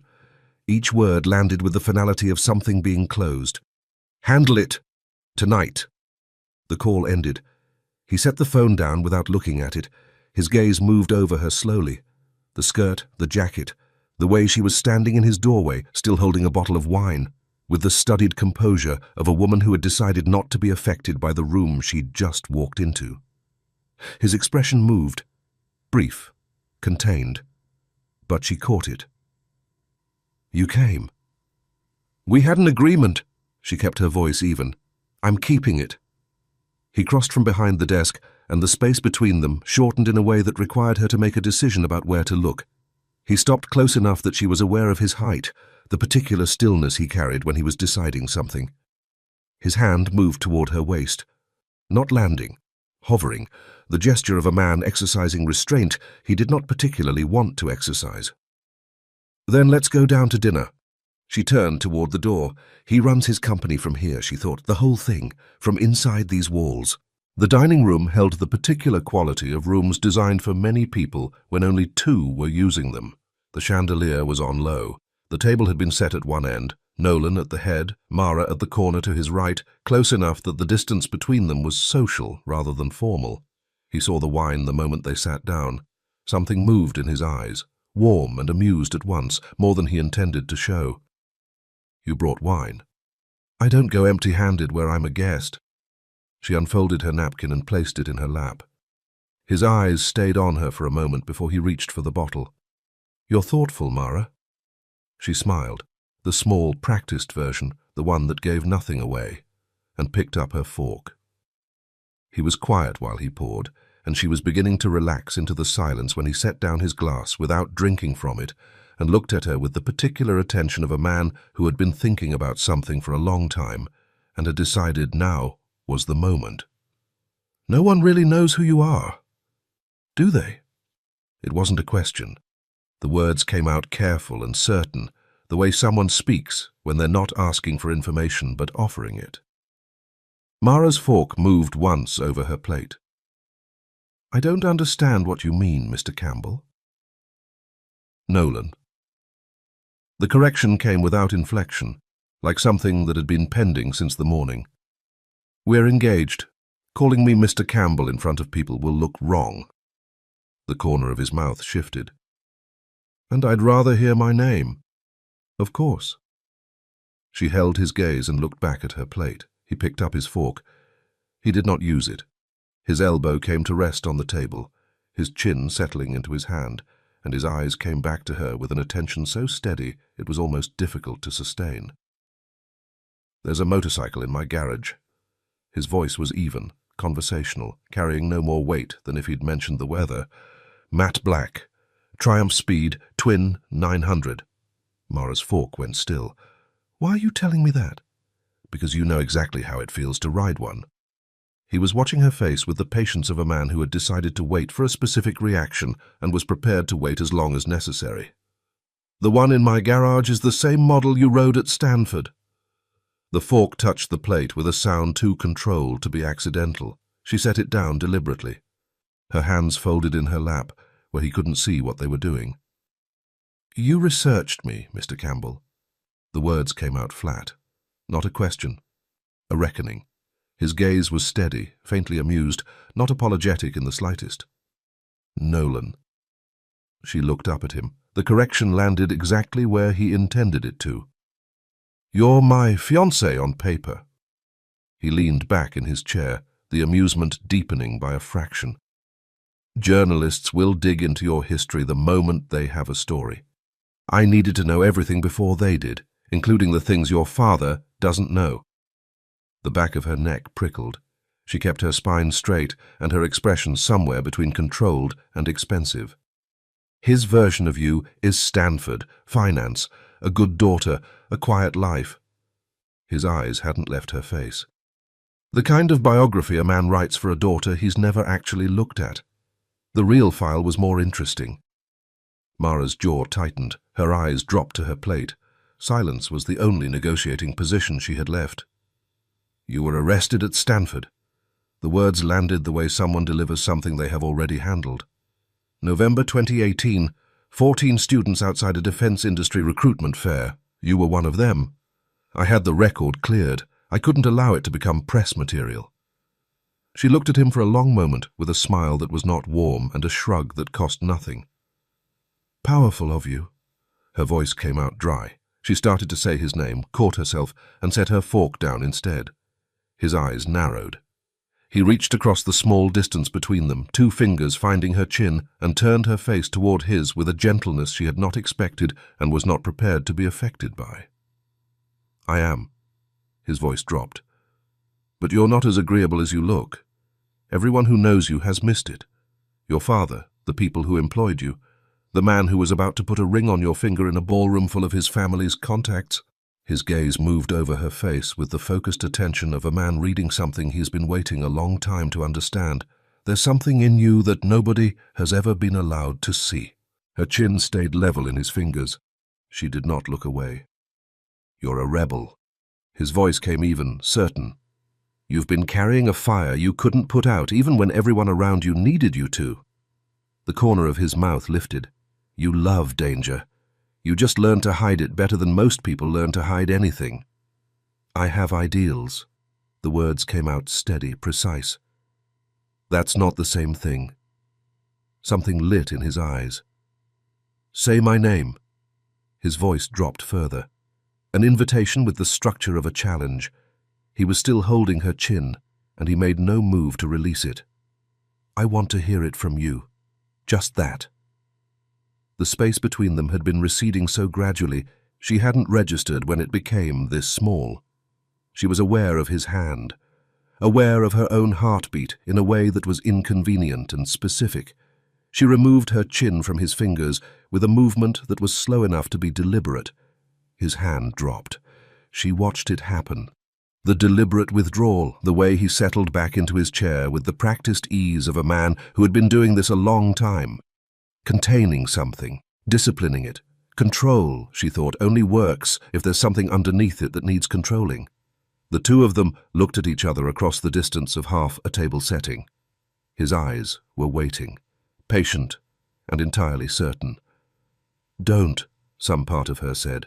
She whispered his name like she was setting something down on a table she might not be able to pick back up. "Nolan." She made it sound like a dare. His jaw tightened. A single motion, barely there, the only sign of something that had not stayed as controlled as the rest of him. "Better?" he murmured. Mara lifted her chin. "Don't get used to it." His smile came slow. "I already have." She looked at him across the table and understood something she had not been ready to understand before tonight. "This is who you actually are, Nolan Campbell. Not the face the press had photographed twice in 5 years. Not the name on the defense contracts, not the man the journalists outside his gate were still trying to reach. This, the man who watched her across a dinner table knowing things about her that no one had bothered to learn, and found them worth knowing. Dangerous, she thought, exactly at my edge, and not moving back. Nolan watched her eyes sharpen. There she is, the real Mara Whitmore. Contained fire. A woman trained to lower her voice while her blood kept running wild underneath. A woman who had hidden speed and rage from a father who thought silence meant surrender. For 5 years, nothing had tempted him toward danger. Now danger was sitting across his own table, chin up, spine straight, pretending his hand hadn't just moved her. He recognized the fire she had buried. She recognized the danger he had disciplined. And neither of them was going to say it out loud. Not yet. Mara set her napkin beside her plate and pushed her chair back. That was good. Her voice returned to its usual register, composed and clean and giving nothing further away. "I'm done. Good night." She stood. She did not look back at him. His voice came from behind her as she reached the doorway. Quiet, unhurried, with the specific quality of a question that had been waiting the entire evening for its moment. Why did you agree to this, Mara Whitmore? She stopped walking but did not turn. Those eyes of yours. His voice was low, even, completely without heat. The voice of a man who had spent 5 years watching everything carefully and had no intention of stopping now. They look like you're waiting to be rescued. But that's not it, is it? Not a question, a conclusion being reached out loud. There's something behind them, a plan you haven't told me about yet. The corridor stretched ahead of her. Mara did not answer. She kept walking. And the sound of her heels on the marble was the only thing left in the room. The mirror gave her back someone she wasn't entirely sure she recognized. Mara stood in the black lace. Her hand moved to the base of her throat without her deciding to move it. Nolan. The name moved through her before she could stop it, a whisper that never left her lips. It had been living somewhere under her sternum since she walked away from that dinner table, and she could feel it there now, specific and inconvenient. She thought about his hand at her chin, the way his jaw had tightened at that single whispered syllable, the green of his eyes in candlelight, that particular stillness in them that she kept finding herself trying to read. She thought about what he stood for, what his company built, the things she had stood in a cold November in Palo Alto to protest, surrounded by 14 other people who believed that corporate defense profit and government policy should never share a room, and now she was living in his house, carrying his name in the papers, eating his food, thinking about his name. Her eyes moved from her own reflection to the window. "Stop it, Mara." The thought came sharp. "You cannot be attracted to this man. You are not doing this." She turned away from the mirror before the mirror could answer back. Sleep came faster than she expected. She lay in the dark with her eyes closed, and the last conscious thing she registered was his voice. Low, deliberate, weighted, asking for something most people wouldn't dare ask for. "Say my name." She was still hearing it when she went under. Something pulled her back, not a sound exactly, a change in the quality of the air, the particular heaviness of a room that holds more than one person. Her eyes opened. A hand covered her mouth before she could make a sound. "Don't." The voice was low, close, warm with something that wasn't warmth at all. "I just came to talk." Mara's heart slammed against her ribs. Her eyes adjusted in the dark. The pale light from the city outside, the open balcony door she hadn't opened herself, the shape of a man sitting on the edge of her bed, leaning over her with a smile she could see, even in the dark. Preston Atkins. His hand withdrew slowly. He settled back like a man making himself comfortable. "You looked beautiful sleeping." His gaze dropped, moving over the black lace with a slow deliberateness that made her skin crawl. His eyebrows lifted slightly. "I've been underestimating you, apparently." Mara pushed herself upright, pulling her knees to her chest, putting every inch of space between them that the bed allowed. Her voice came out in a whisper, sharp enough to cut. "What are you doing in my room?" Not a question. A warning. "Tell me right now, or I will scream loud enough that Nolan's men will shoot you before they figure out who you are."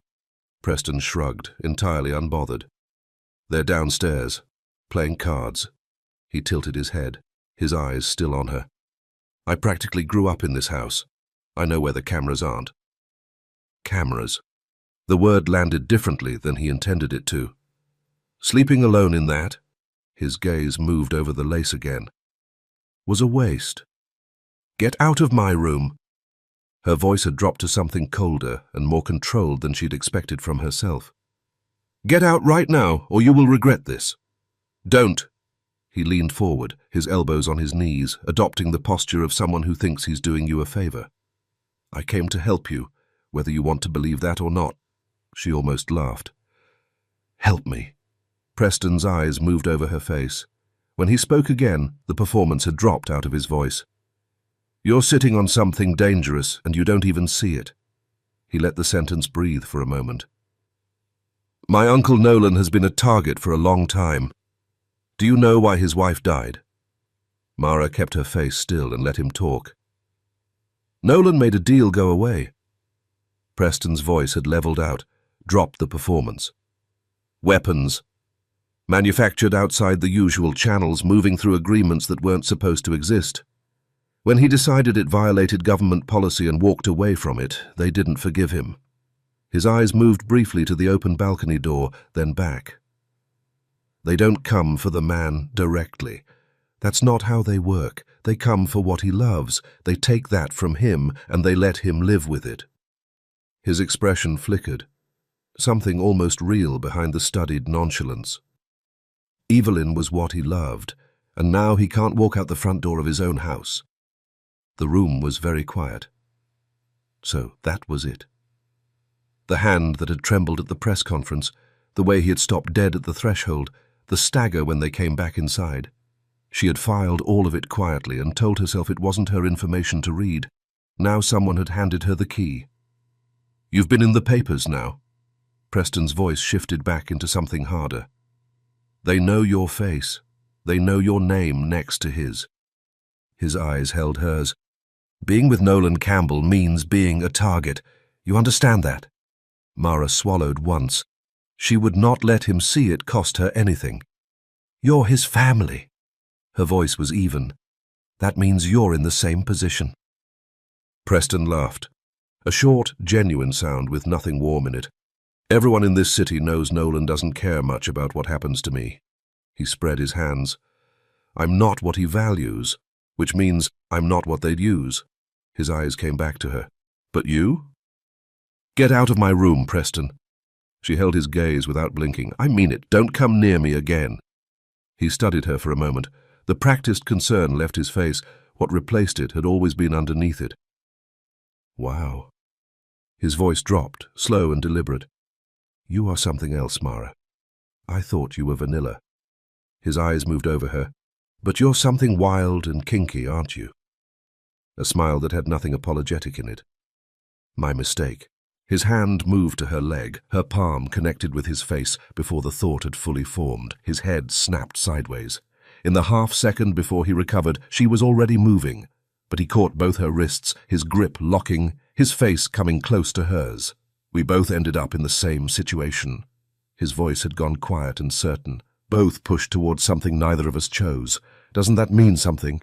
His eyes dropped to her mouth. "I've decided I actually want you, Mara. Not because of my father, because—" "Get off me!"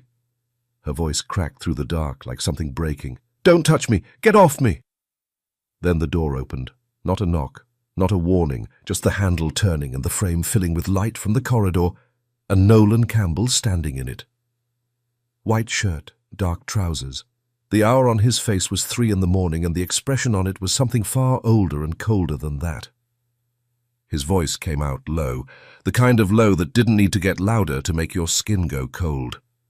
"Take your hands off her, Preston." He stepped into the room. "Unless you want me to kill you right here." Preston released her wrists and stood from the bed in a single motion, turning to face him. "Uncle Nolan?" The performance was back, half assembled. "Or did you put a camera in here too?" He glanced around the room with exaggerated interest. Mara went still. Is he really watching this room? She didn't have time to finish the thought. Nolan crossed the room in 3 strides and hit Preston once, clean and precise, across the nose. Preston went down. He was getting back up when Michael stepped in from the doorway and took hold of his arm. "Are you hurt?" She shook her head. The word wouldn't come. Michael appeared in the doorway, his composure intact in the particular way it always was, but his jaw tight. "Boss." His voice was controlled. "I'm sorry. He came through the utility access to the garden. Must have climbed to the balcony from there. That's on me." Nolan looked at him, a single look. It held everything he wasn't going to say out loud.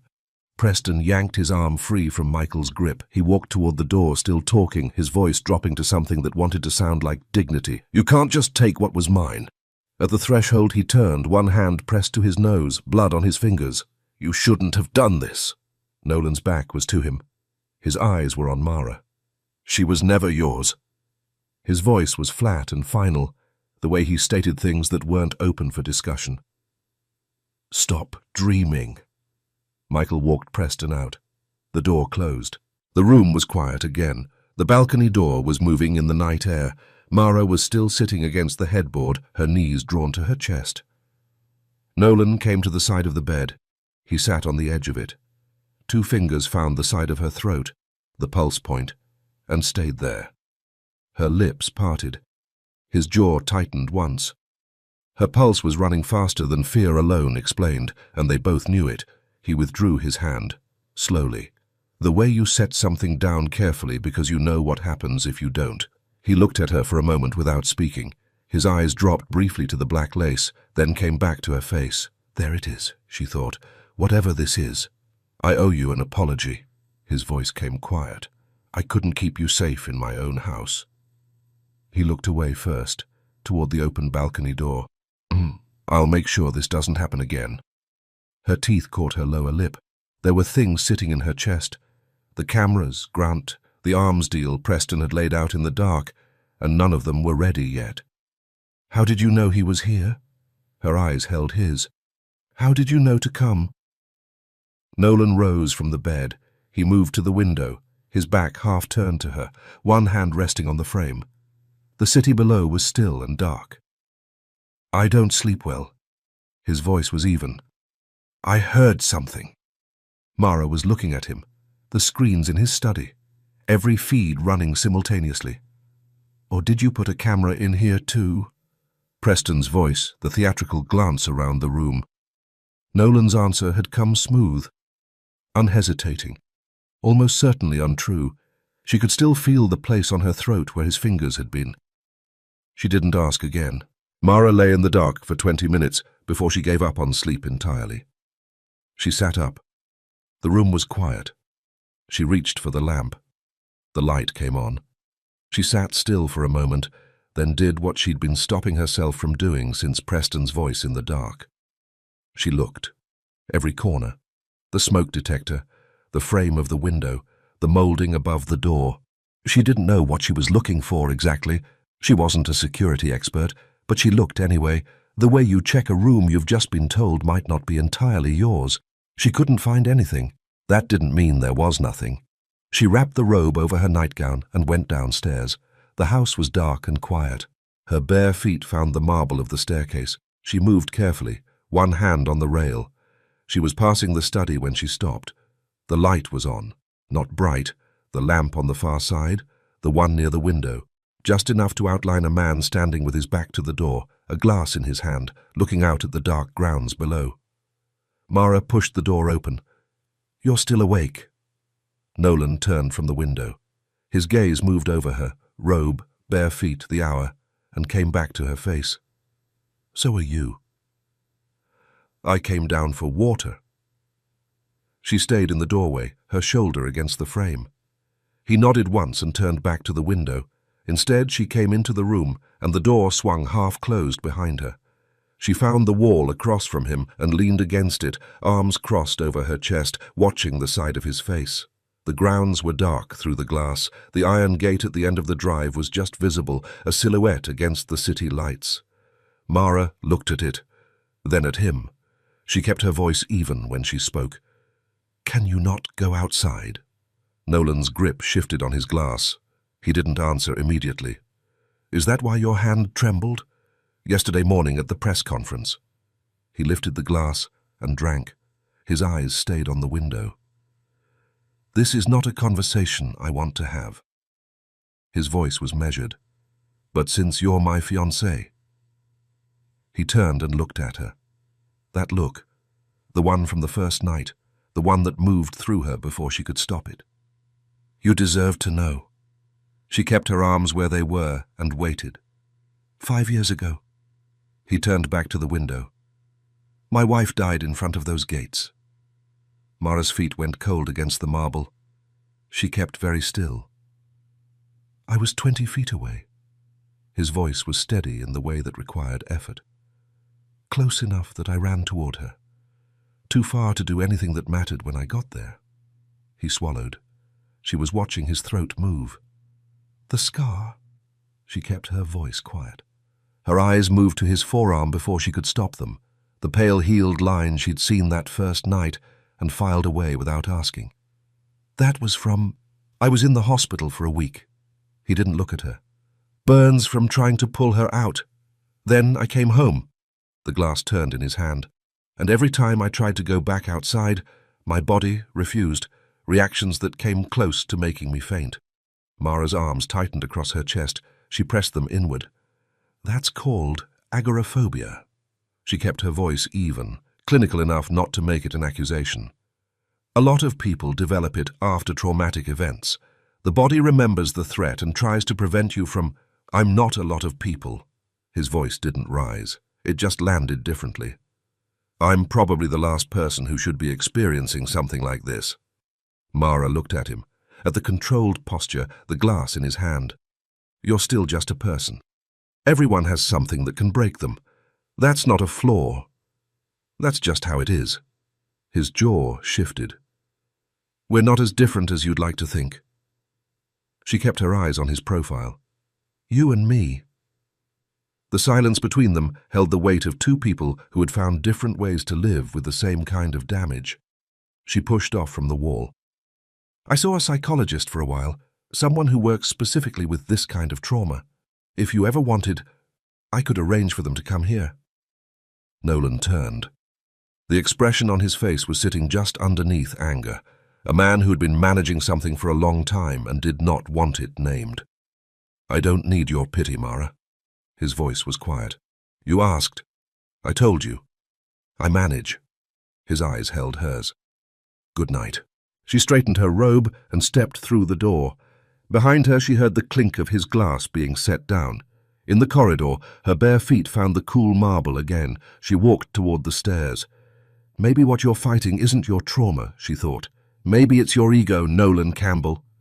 She was halfway up the first step when she saw Edith. The older woman was standing at the far end of the corridor, still and upright, hands folded in front of her. She was watching Mara with an expression that wasn't quite readable, something cooler than concern, something older than disapproval. Their eyes met. Edith held the look for one deliberate second before she turned and disappeared back down the corridor.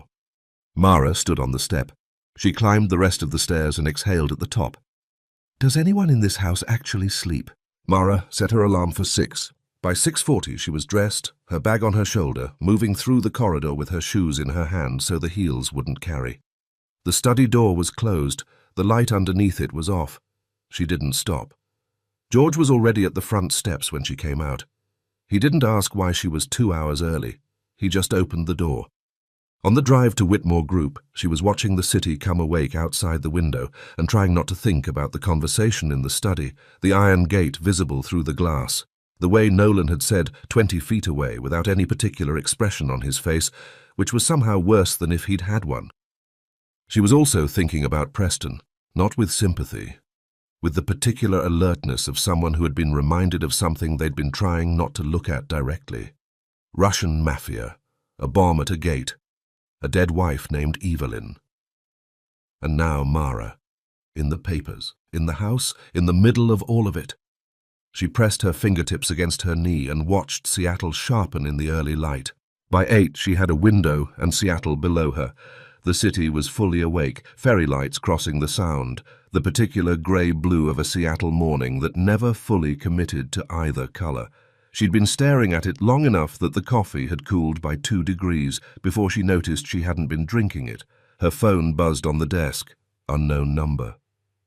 She looked at it, looked at the window, looked at it again. She picked up. "Mara." The voice came careful and low, like someone checking a door was locked before they spoke. "Are you there?" Her hand went still around the mug. "Elias?" A name she hadn't said in 4 years. A voice she would have recognized in any room, which told her something she hadn't wanted to know about herself. "I called early?" His voice carried the specific tension of someone who had prepared what they were going to say and was now measuring each word against it. "I didn't want anyone around when we talked." Mara set the mug down. Her eyes went back to the window. "Elias." She kept her voice level. "Why now? It's been years."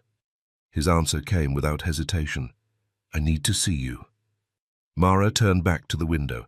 "That's not really possible right now." "Because you got engaged." His voice shifted, the careful tone giving way to something raw underneath. He was quiet for a second on his end. To Nolan Campbell. "Have you really changed that much? Is there no one else in the world, Mara? You got engaged to an arms dealer." Her jaw tightened. She kept it out of her voice. "I don't owe you an explanation, Elias." She turned from the window and moved to the other side of her desk, putting the width of it between herself and nothing in particular. "And for the record, this is a strategic arrangement. That's all it is." The words came out steadier than what was happening in her chest when she said them. "Is it, though?" She didn't let the question reach her face. This wasn't that kind of call. "I can't meet with you," she continued. "People are watching everything I do right now, so tell me why you actually called."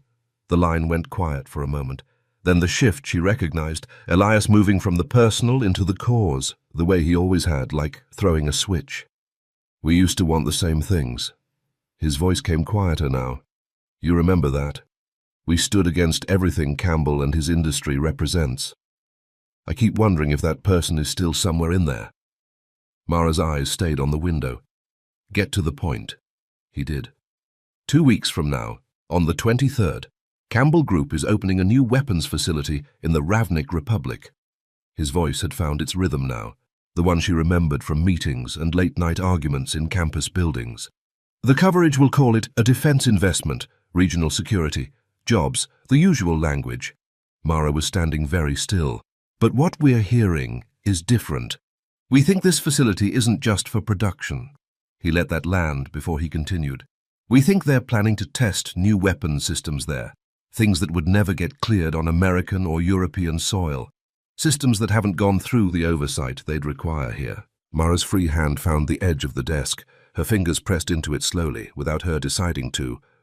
"Mara," his voice dropped further, "you're inside Campbell's world now. You have access to things I don't. All I'm asking is this. Find out what the Ravnik factory is actually for. Is it really defense production? Or is it something else?" He paused. Not for effect, she knew, but because this was the part that cost him something to ask. "If you can find a document, a contract, an email, anything that shows the real purpose of what they're building there." The Seattle skyline was doing nothing useful. Mara pressed her thumbnail against her palm, not hard enough to mark, just enough to feel. "I need to think about it." Her voice came out even. "And don't read that as a yes." "I wouldn't." Something in his voice softened. Not the cause, not the argument, but the person underneath both of those things, the one she'd known before she knew how to be careful with herself. "I've always believed in you, Mara, even when everything around you was pulling you in directions you didn't choose." The words came quieter now, stripped of the argument. "I believed you actually cared about people, that you wanted to leave things better than you found them." She didn't speak. His voice dropped to something that had nothing to do with Campbell Group or Ravnik or any of it. "You know that I loved you, Mara, more than I've known how to say. You were someone I could have trusted with everything I was." He stopped there. Let it breathe. "Make this decision with your conscience, not with strategy." The call ended. Mara put her phone face down on the desk. She looked at the window, at the ferry lights still moving across the Sound, at the city that had no opinion about any of this. Her thumbnail had left a faint mark on her palm where she'd pressed it. The problem wasn't deciding, she thought. The problem was that she already knew what her conscience was going to say. And she wasn't ready to hear it yet. She pulled up her inbox. Her hands were steady. She made sure of that first. The Campbell Group call had ended 20 minutes ago. 3 of the feeds on Nolan's screens were still running the tail end of it. Men in conference rooms on different continents, the bland language of acquisition discussions, logistics wrapped in the vocabulary of investment. He'd been in that world long enough to hear what lived underneath the words. Michael was standing to his left, the way he always stood, slightly back, slightly angled, close enough to hear, but never in the way. Preston didn't contact her. Michael kept his voice even and factual, the way Nolan preferred information. She was in the office all day, lunch at her desk, 4 calls from her personal phone. He paused. 1 second, no longer. 3 of them tracked. A friend, dry cleaner, a client of Whitmore's. Nolan turned from the Campbell feeds. The 4th? Unknown number. Michael's jaw shifted slightly. The kind of phone that gets bought with cash and used once or twice. Nolan looked at him for a moment. Not Preston. No. Nolan's eyes came back to the screen. Then who? Michael's expression stayed even. Working on it. Give me a few days. We'll have the city of origin and where it was purchased. Nolan nodded once and turned back to the screens. He pulled up the morning's security footage. The timestamp read 6:41. Mara in the front corridor, coat on, bag on her shoulder, shoes in her hand, moving quickly and quietly, the way someone moves when they're trying not to be heard. He watched it once. Then he stopped it. The frame froze on her face, her eyes. She was looking toward the front door. But for the half-second before she looked away, there was something in her expression he hadn't been able to name the first time he'd seen it. He still couldn't entirely. His jaw tightened. Mara Whitmore. The name came out low, barely audible, not really for Michael. Full of surprises, aren't you? He left the frame frozen and reached for the Campbell files. The city was doing that thing it did in the late afternoon, the light coming in sideways off the water, turning everything briefly gold before the grey came back. Mara was watching it through the car window without seeing much of it. George glanced at her in the rearview mirror. "You all right, Miss Whitmore?" His voice had the careful tone of someone who'd noticed something but wasn't going to push it. "Something on your mind?" "No." She caught herself. "Sorry. Long day." He nodded and returned his eyes to the road. She was watching the light on the buildings for a moment longer, then, "George, did you know Evelyn Campbell?" The question landed quietly between them. In the mirror, something moved across his face. Not surprise exactly, more like a door opening that he'd been keeping carefully shut. "I've worked for Mr. Campbell 15 years. His voice came out measured, with something underneath it that was real. "Of course I knew her." His hands stayed steady on the wheel. "I was very fond of her." Mara kept her eyes on his profile. What actually happened to her? George's chin lifted slightly. "An assassination." The word came out the way he'd said it before. Not for the first time. It broke him. The car moved through the afternoon traffic. Mara let the quiet sit for a moment before she went further. Did she work? Did she have a career? Evelyn? Something shifted in George's voice, a small warmth that hadn't been there before. She was the finance director of Campbell Group, sharp as anyone in that building. He signaled for a turn. She and Mr. Campbell met at MIT. They'd been together a long time before he started the company. She was there before most of it existed. Mara sat with that. MIT finance director. There for the beginning of all of it. She did the calculation quietly. Nolan was 39. If they'd met at university, that was close to 15 years together before the gate, before the explosion, before the scar and the locked doors and the house that had become everything. That kind of man, she thought, that kind of love. One woman for that long, before everything. She'd seen the silver frame on his desk, the face she'd recognized from the news photograph. She'd filed it and kept moving because that's what you do when something lands before you're ready for it. She wasn't sure she was ready for it now either. The car turned through the gate and the mansion came into view. "Good evening, George." She gathered her bag and stepped out. The gravel was quiet under her feet as she walked toward the front door. The evening had gone that grey-blue Seattle color, the kind that settled over everything without asking permission. She was halfway up the path when she felt it, the particular weight of being watched from above, not sensed, known. She didn't look up, but she knew which window. The evening had gone quiet, not still, just held. Mara was standing at the terrace railing with her arms crossed over her chest, not for warmth, not yet, but because it was the only thing that felt like a decision. The grounds below were going dark at the edges. The iron gate was just visible at the end of the drive. None of it was getting clearer out here. She heard the footsteps and knew them, their weight controlled and deliberate, a man who had learned not to move carelessly. Then his jacket settled over her shoulders, still warm from him. "You'll get cold." Nolan's voice came from just behind her, low and even. "It's a cool night." She didn't answer immediately. The jacket smelled like him, cedar and something darker. Nolan moved to the railing beside her, not close enough to crowd, close enough that the evening light caught the line of his jaw when she turned to look. He was already looking at her. He watched longer than he needed to, slow, deliberate, attention that lingered at her mouth before it came back up. She looked away first. Maybe there's no point in me being here. Her voice came out steadier than what was happening in her chest. We can be engaged from separate addresses. Preston can't actually touch me if I'm not in this house. She felt more than heard him shift his weight. Do you want to leave, Mara? She turned to look at him. Would you stop me? He held her gaze for a long moment. Then he reached out and brushed the hair the breeze had blown across her face. 2 fingers, light, tucking it back behind her ear. She went still, in the particular way that had nothing to do with trying to be still. Yes. His hand dropped, unhurried, back to the railing. I would do everything I could. Her chin came up. You'd lock me in. The corner of his mouth moved. The small version of the smile. The one that didn't quite commit. I'd ask you to stay. Mara swallowed. She looked back out at the grounds. Why? The word came out before she'd fully formed it. Why do you want me here? He turned toward her. One finger found her jaw, gentle, and turned her face back toward his. Mara? The way he said it. Her name. Just her name. Did something to the inside of her chest she was going to have to address at some point. Why do you work so hard not to say mine? Does it unsettle you that much?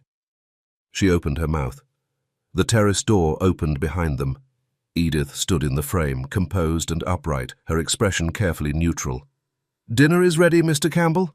Whenever you're ready. She withdrew before anyone answered.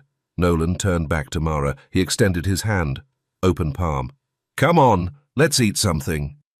Mara looked at his hand. Is this courtesy, she thought, or is it something else? She set her hand into his before she finished deciding. His fingers closed around hers, firm, certain. They walked inside. She didn't take her hand back. He didn't let it go. The plate landed in front of her and Mara looked at it. Then she laughed, a real one, surprised out of her. A burger. Nolan was filling her glass without looking up. Chef's special, cheeseburger, short rib, mushroom sauce. Mara stared at the plate. Her fork was still in her hand, going nowhere. She looked up at him, eyebrows pulled together, eyes slightly narrowed, the expression of someone running a calculation they didn't expect to need. This is my favorite burger. He set down the wine and picked up his knife. He measured instead of reacting. She was still watching him. He planned this. You can't actually know that. He looked up from his plate. Funny coincidence. Mara took a large bite. She was still smiling as she chewed. She watched him cut through his burger with the knife. Precise, no mess. And something about it was so completely him that she had to look away before she said anything she'd regret. If this is what dinner looks like every night, she said to her plate, leaving here is going to be harder than I planned. Nolan's knife stilled for a fraction of a second, then he continued cutting. Tell my chef what you want tomorrow. His voice came even, like everything he said when it mattered. Learning what you like. I'm looking forward to that. Mara looked up. He was already looking at her. Dinner ended the way evenings do when something unfinished sits between two people, with a chair pushed back and an excuse that wasn't really an excuse. Nolan's guests had arrived from overseas. He went to meet them. The east living room door closed behind him. 3 voices, low, the quiet register of business talk. Mara waited until Edith's footsteps moved toward the kitchen. Then she walked to the study. 12 screens, every corner of the house, running simultaneously. She stood in front of them for a moment. The east entrance, the gate, the corridor outside the living room where Nolan's guests were settling in. Then she moved to the desk. The laptop was open, the screen still lit. She turned once toward the bookcase behind her, slow, as if she'd come in to find something to read. The corridor was empty. No footsteps. She sat down. Why am I even here? She murmured. Not for the room, just for herself. She already knew the answer to the logistics. It was the other question underneath it she didn't have an answer to. She took the USB from her pocket and pressed it into the port. A window opened. She clicked through 3 prompts. The progress bar appeared. 7 minutes remaining. Her attention caught on the silver frame at the corner of the desk. Evelyn. Blonde. Composed. The kind of face that looked like it had never been caught off guard. She was looking at the camera the way people look at someone they love, standing just behind it. Whatever she was, whatever she built, Mara thought, he was a man who loved someone. He had that in him. The screen read 5 minutes 8 seconds. Mara turned to the drawers. She opened the first, files, labelled in Nolan's handwriting. The second, contracts, older ones, the paper yellowed at the corners. She didn't know what she was looking for. She kept moving. The third drawer caught, the antique wood swelling against the frame, and when she forced it, it came out entirely in her hands. She shoved it back. Her fingers slipped. Something fell from the hidden panel at the back. A narrow compartment built into the rear of the frame, the kind that only reveals itself when the drawer comes out completely. The wood around it was dusty, undisturbed. A notebook, black cover, hard, medium-sized, the kind you'd keep on a nightstand. She picked it up, handwriting on the inside of the cover. Neat, slightly forward-leaning cursive. Evelyn Jones Campbell. Notes toward a life. Mara's thumb stilled on the page. She forced the drawer back into its frame with both hands, too fast, the wood catching, and pressed until it held. 1 minute remaining. The sound of footsteps reached her from the corridor. Unhurried at first, then faster. Mara closed the notebook and shoved it between her shirt and the back of her waistband in one motion, pulling her blouse down over it. She was on her feet. Her hand stayed on the USB. The screen read 13 seconds. The footsteps slowed outside the door. Then Nolan's voice, from somewhere just beyond it, low, directed elsewhere. "Edith? Have you seen Mara?" Mara's hand pressed flat over the USB port. The door opened. Mara's body reacted before her mind finished the thought. Her fingers moved the USB into her pocket in one motion, not a decision, just instinct. She was still holding Evelyn's photo, the silver frame cool against her palm, when Nolan stepped into the room and saw her. He stopped. "Mara." His voice carried no edge, but it was deliberate, calibrated. "What are you doing in here?" She swallowed, held his gaze. "I was wondering what kind of person she was, Nolan." Her voice came out steadier than the pulse she could feel in her throat. "Your wife." He took that in without speaking. Then his mouth settled into the faint version of a smile, the one that lived at the corner and didn't commit. She'd said his name, and he'd noticed. He walked toward her. He stopped close. Close enough that the room felt smaller. She was still leaning against the desk, the frame in her hands, and there was nowhere to go. Her face was warm. She was aware of it. One finger rose, barely touching, the contact so light she wasn't sure it counted, and moved slowly along her cheekbone.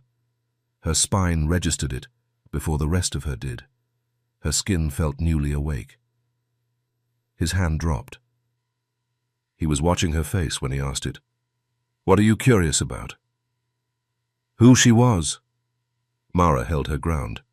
"What it was like between you." She let a moment pass. "What really happened to her?" A pained smile crossed his face, the kind that cost something to make. He looked down at her hand, gripping the edge of the desk. Then he covered it with his own, slow, and drew it into his palm. "Are you afraid to be close to me, Mara?" The USB was in her pocket. She shook her head. "No." Her voice was quiet. "I feel safe." "You should be more careful," something in her chest said. "Saying true things to dangerous men." Nolan lifted her hand. His lips pressed against her knuckles, slow, deliberate. A gesture that made no claim and every claim at once. Then he leaned in. His mouth was close enough to her ear that she could feel the warmth of him when he spoke. "I'm glad." His voice dropped to something she felt more than heard. "I need you to be." Her breath forgot what it was doing for a moment. She turned her face slightly, not toward him, just away from the wall she'd been using as an anchor. His presence was pressing into her awareness from the side, close and still and very intentional. "The back garden." She kept her voice steady. It's beautiful this time of evening. Would you come sit with me? He pulled back just enough to look at her, tilted his head. You know, I can't go outside. I know. She was still holding his hand. She looked at it, then at him. She took one step closer, deliberate, eyes on his. Maybe it's different when you're holding mine. Nolan went very still. He was studying her face for a long moment. Not suspicious now, not calculating, something she hadn't seen in him before. I need to make a call first. His voice was even, but his hand hadn't moved. Of course. Mara began to draw her hand back. He held it 1 second longer than he should have. She felt the exact moment he let go. She picked up her pace only after she reached the doorway. Slow, controlled, the way she'd learned from watching him. She didn't look back. She could feel exactly where his eyes were.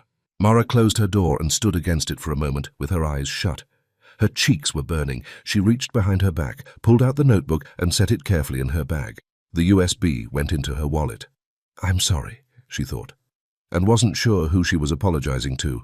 She looked at her hand, the one he'd pressed his lips against, her stomach pulled tight. She crossed to the mirror, fixed her hair, straightened the collar of her white silk blouse. Then she walked back out. Nolan stood in the study with his eyes on the door after she left.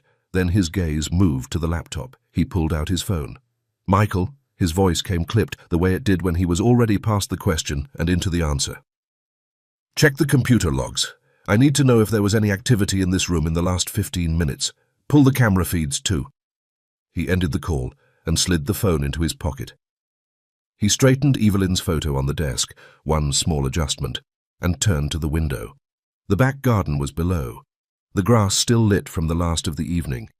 He was still looking at it when he reached for his jacket. The garden sat at the highest point of the property, a gentle slope opening to a view of the water in the distance. The outdoor chairs caught the last warmth of the day. Mara walked out across the grass and stood looking at the sea. The evening air was cool, but she was still running so warm from what had happened in the study that she couldn't feel it. She heard the terrace door open behind her.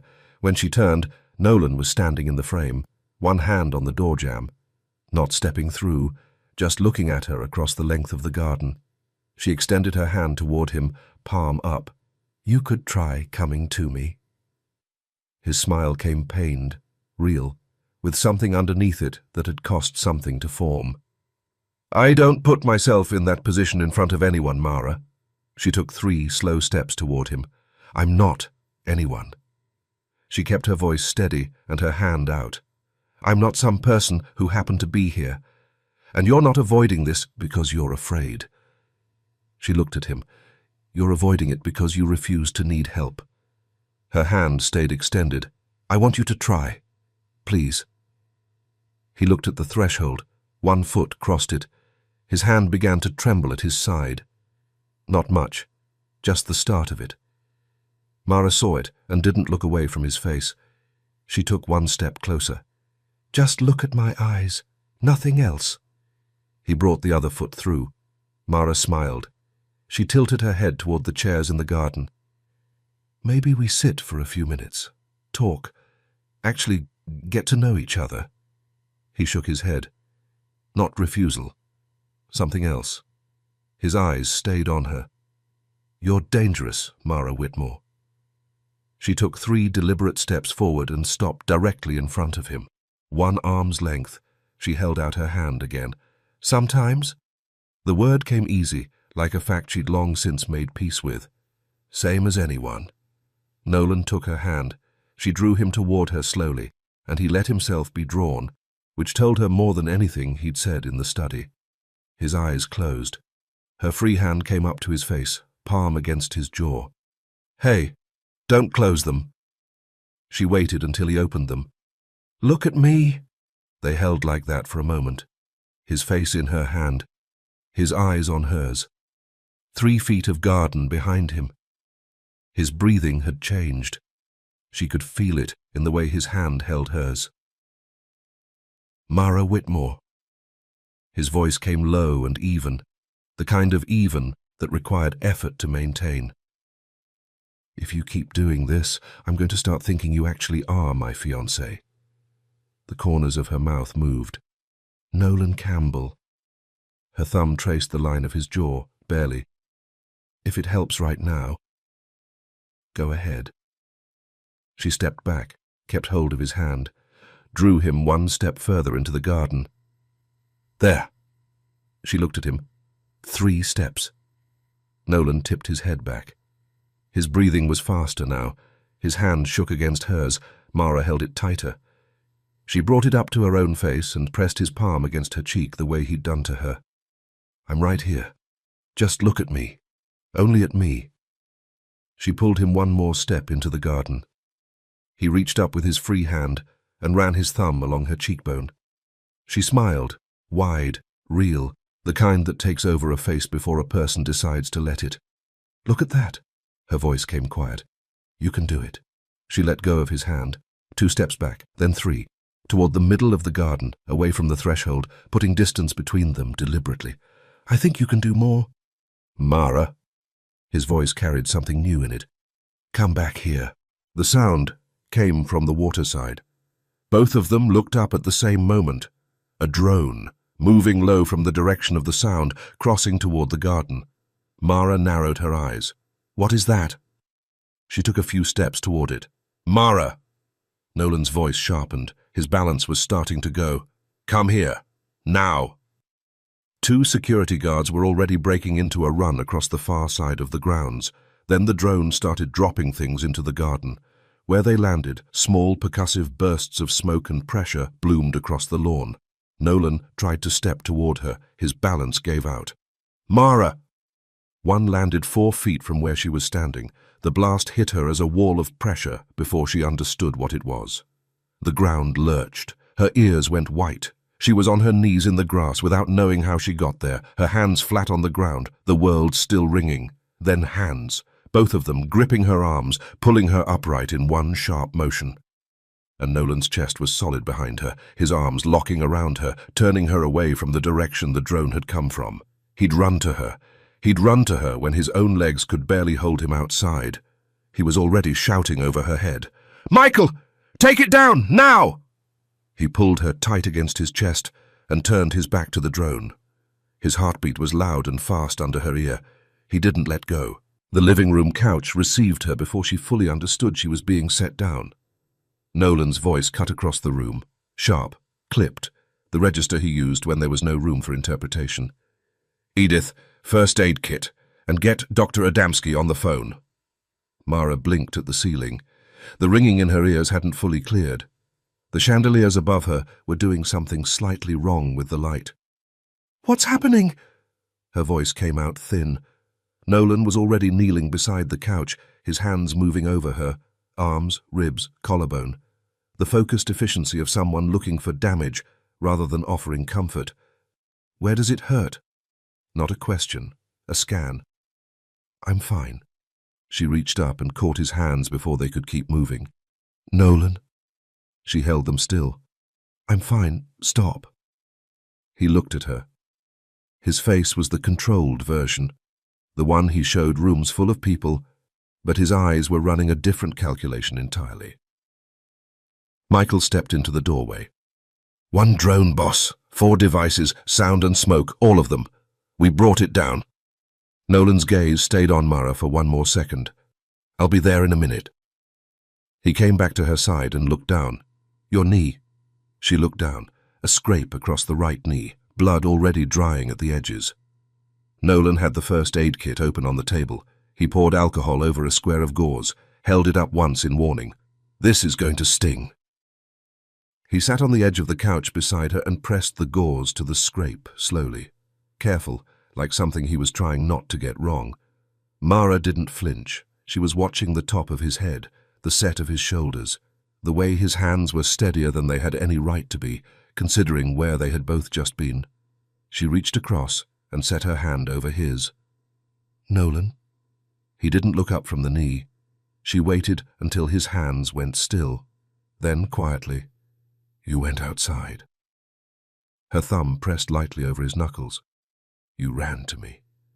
You know what that means. He swallowed. His eyes stayed on the gauze. Then he looked at her hand on top of his, and a long moment passed in which he didn't answer and she didn't push. "It doesn't matter." His voice came out level.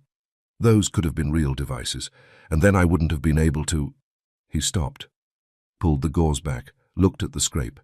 "Keeping you safe in this house is my responsibility. This is the second time I've failed at that." Mara looked at the scrape too. "It's a scrape, Nolan. I stumbled when the one next to me went off. Nothing happened." He set the gauze down. His eyes came up to her face, and whatever he found there, he took in without expression. "I want you to go back to your apartment tomorrow morning." Her hand was still on his. "Nolan—" His voice closed the conversation before she could finish the sentence. "George will take you. First thing." She held his gaze. "I'm not going to my father's." "Your own apartment, then." He stood. "I'll have a security team outside around the clock."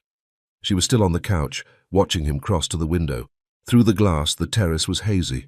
Thin trails of smoke still drifting across the lawn from where the devices had landed. The garden chairs were still where they had been.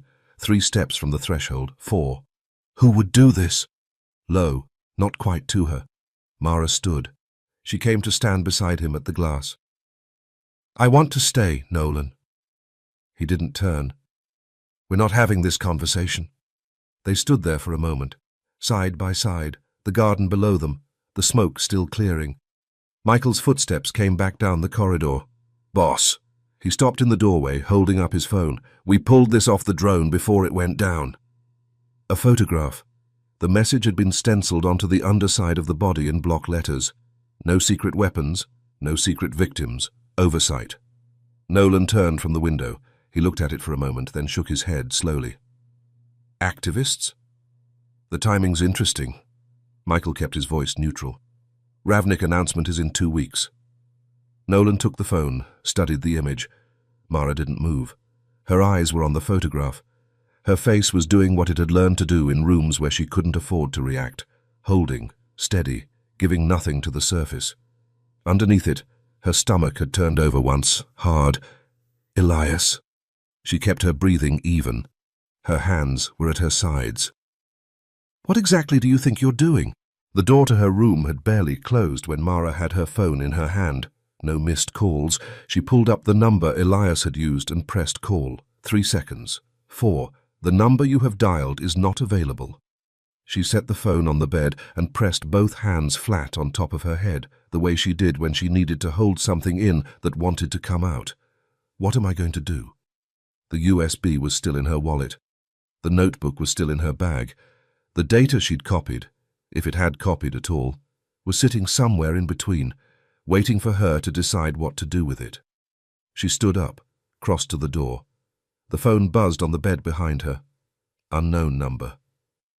She was back across the room before she'd made a conscious decision to move. She picked up. "Mara." Elias's voice careful and low. "Did you get what I asked for?" Her free hand closed around the edge of the dresser. "What were you thinking?" Her voice came out controlled. "Just a drone. You sent a drone to his house, Elias." "We didn't touch anyone." His voice carried the steady conviction of someone who had rehearsed his justification. "We made noise. We made a point. Isn't that what we do? Isn't that always what we've done? These companies profit from weapons that end up in the wrong hands. That makes them part of the problem, Mara. You used to know that." "Don't." The word came out sharper than she meant it to. "Don't tell me what I used to know." She turned from the dresser, her back to the window. "You want to protest Campbell Group? Go stand outside the building with a sign. That's what we do. You don't fly a drone into someone's garden when there are people in it." "Were you hurt?" Something shifted in his voice, the first note of something real underneath the argument. She didn't answer that. "Meet me tomorrow." Back to the cause, the register she recognized. "Whatever you found, bring it. We can still—" "Don't call me again." The words came out quieter than the ones before them. That was how she knew she meant them. "You're not who I remember, Elias, and I'm not the Mara you're calling." She looked at the bag on the bed, the notebook inside it, the USB in her wallet. "Don't call me again." She ended the call. The room was quiet. Her breathing was the only thing moving. She set the phone down, picked up the wallet, and held it in both hands for a moment without opening it. Then she set it back on the dresser and walked out. Michael was at the screen when Nolan came back in from the grounds. "Boss?" He looked up from the device in his hand. "Unknown number. Just called Mara again. 2 minutes ago." Nolan came to stand beside him. "We have the first phone sourced." Michael pulled up the image on his screen. A still frame, camera angle, a man standing at a counter. "Purchased 3 days ago. A shop on Pike. This is the buyer." Nolan looked at the image.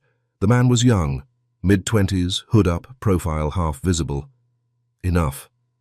"Who is he?" Michael opened another window. A profile assembled from public records, arrest logs, university registration. Elias Davis, 26, Stanford, sociology, class of 2022, 3 arrests, campus demonstrations, 2 in California, 1 here. He kept his eyes on the screen. He's one of 3 people who coordinate Oversight's operations. Nolan was quiet for a moment, looking at the photograph. Stanford. He didn't say it out loud. "If you give the order," Michael said, "I can have him located in a few hours." Nolan straightened. "Don't move on this until I tell you." He walked to the door, then to the staircase. His steps were measured going up, not slow, not fast. The steps of a man who already knows what floor he's going to. She was pulling the door shut behind her when she saw him. Nolan was at the end of the corridor, moving toward her. Steady, deliberate, the particular quality of someone who had already decided on the destination. Mara's stomach pulled tight.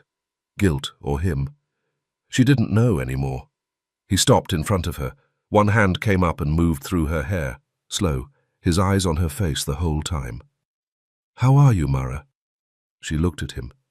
At the green of his eyes, which were doing something she hadn't seen before, something warmer than his usual register and less controlled.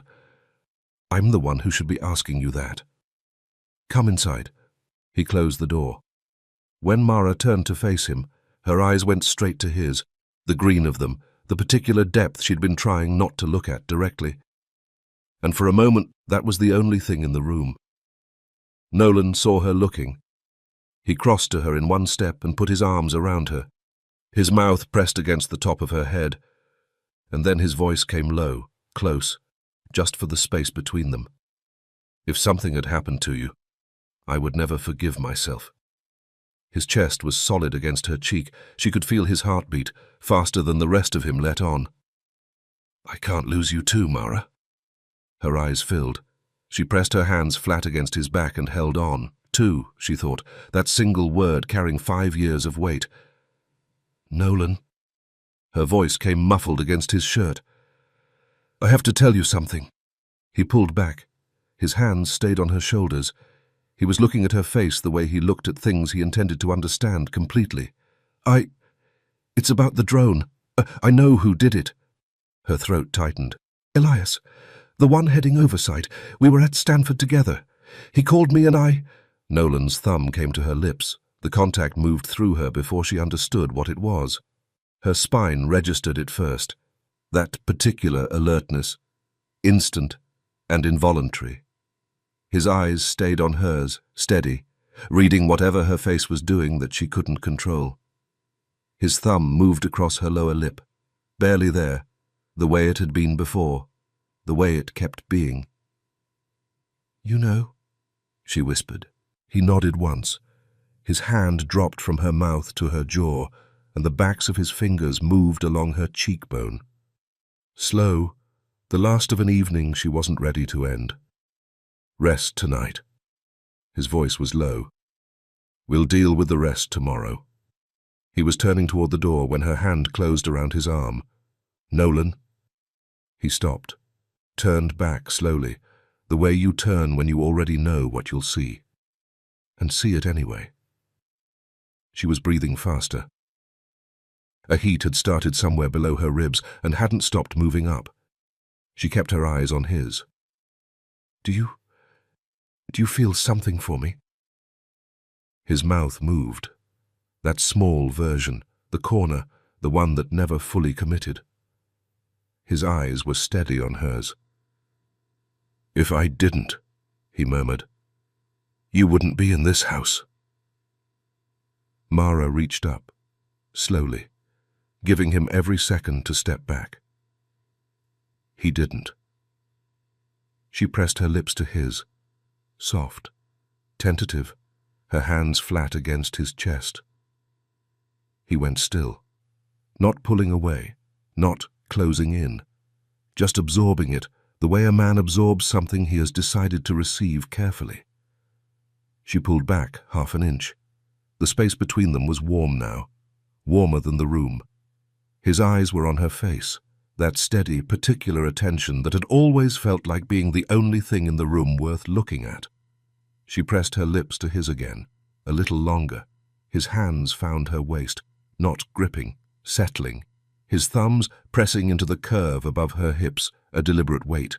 She felt the breath she'd been holding finally leave her chest. Then her mouth moved to the side of his throat.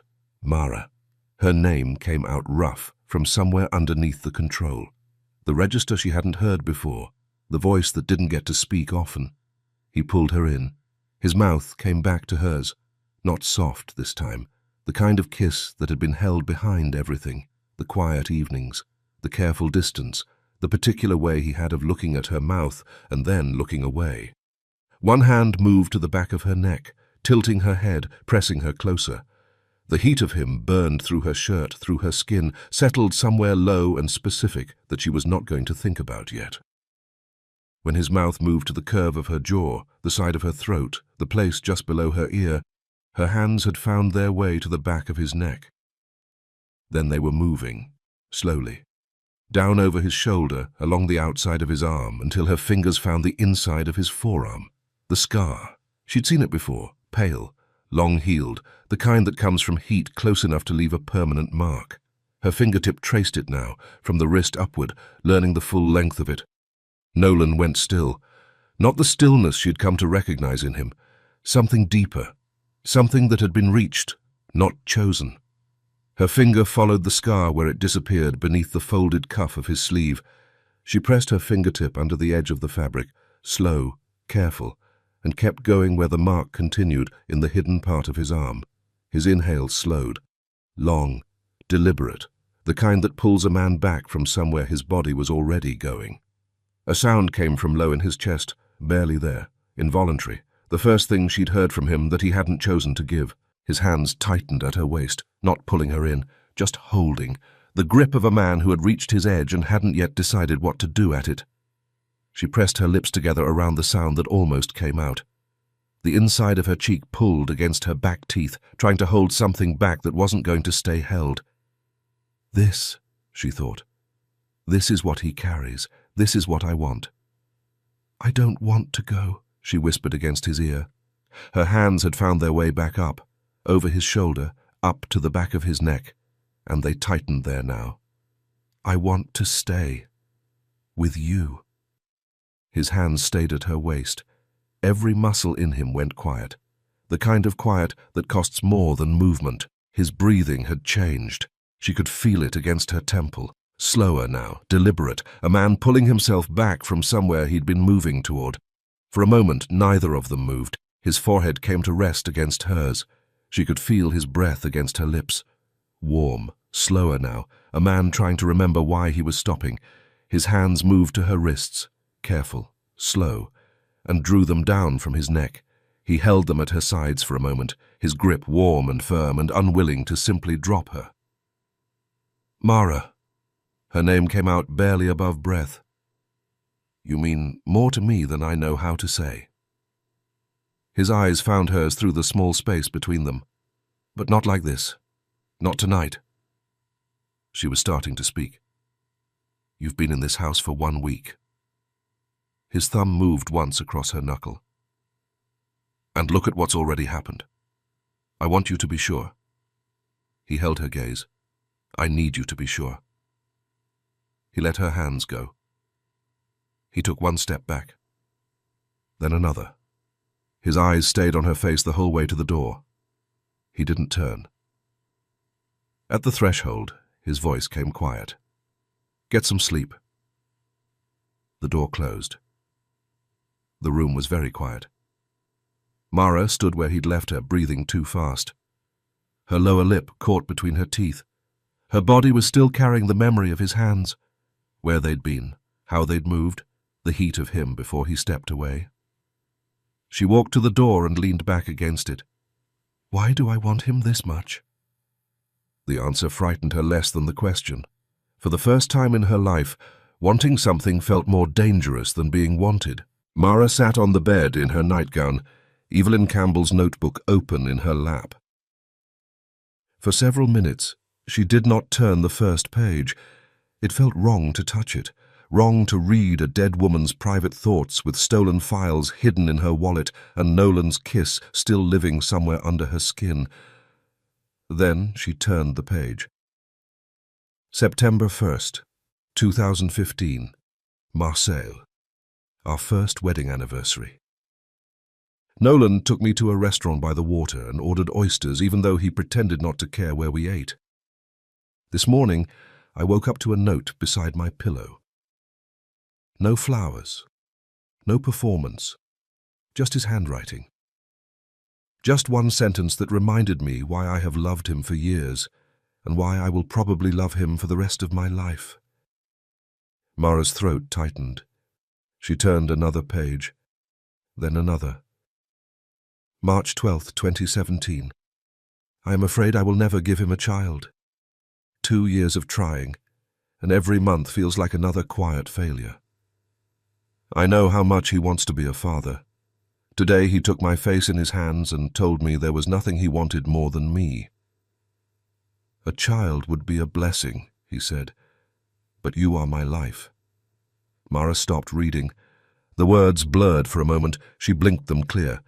Evelyn had not written like a woman trying to keep a powerful man. She had written like a woman who had been loved carefully and had never quite known how to survive the size of it. Mara turned more pages. Small things. A dinner, he remembered. A scarf he warmed between his hands before wrapping it around her neck. A night he carried her upstairs from the couch and denied it the next morning. A shoe strap he fixed on one knee because it had been cutting into her skin. Then, near the bottom of one page, Evelyn had written, "If the world ever sees only the dangerous part of him, I hope someone remembers this. Nolan Campbell can destroy a man with one sentence, then kneel on the floor to fix the strap of my shoe because it was hurting me." Below it, in smaller writing, "People think he is made of steel. They have no idea how gently he touches things he loves." Mara wiped at her cheek before she realized she was crying. "A great love," she whispered. The words hurt more than she expected, because it had been. Not a polished marriage, not a convenient one, not the kind of cold arrangement powerful people wore for cameras, a real one. And somehow that made Nolan more dangerous to her, not less. She turned the next page. The date at the top was 3 days before Evelyn died. Most of the page was ordinary. A meeting, a shipment code, a dinner she had forgotten to cancel.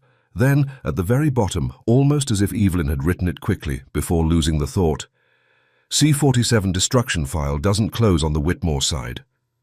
Mara's fingers went still. The room seemed to narrow around the notebook. The next line was smaller.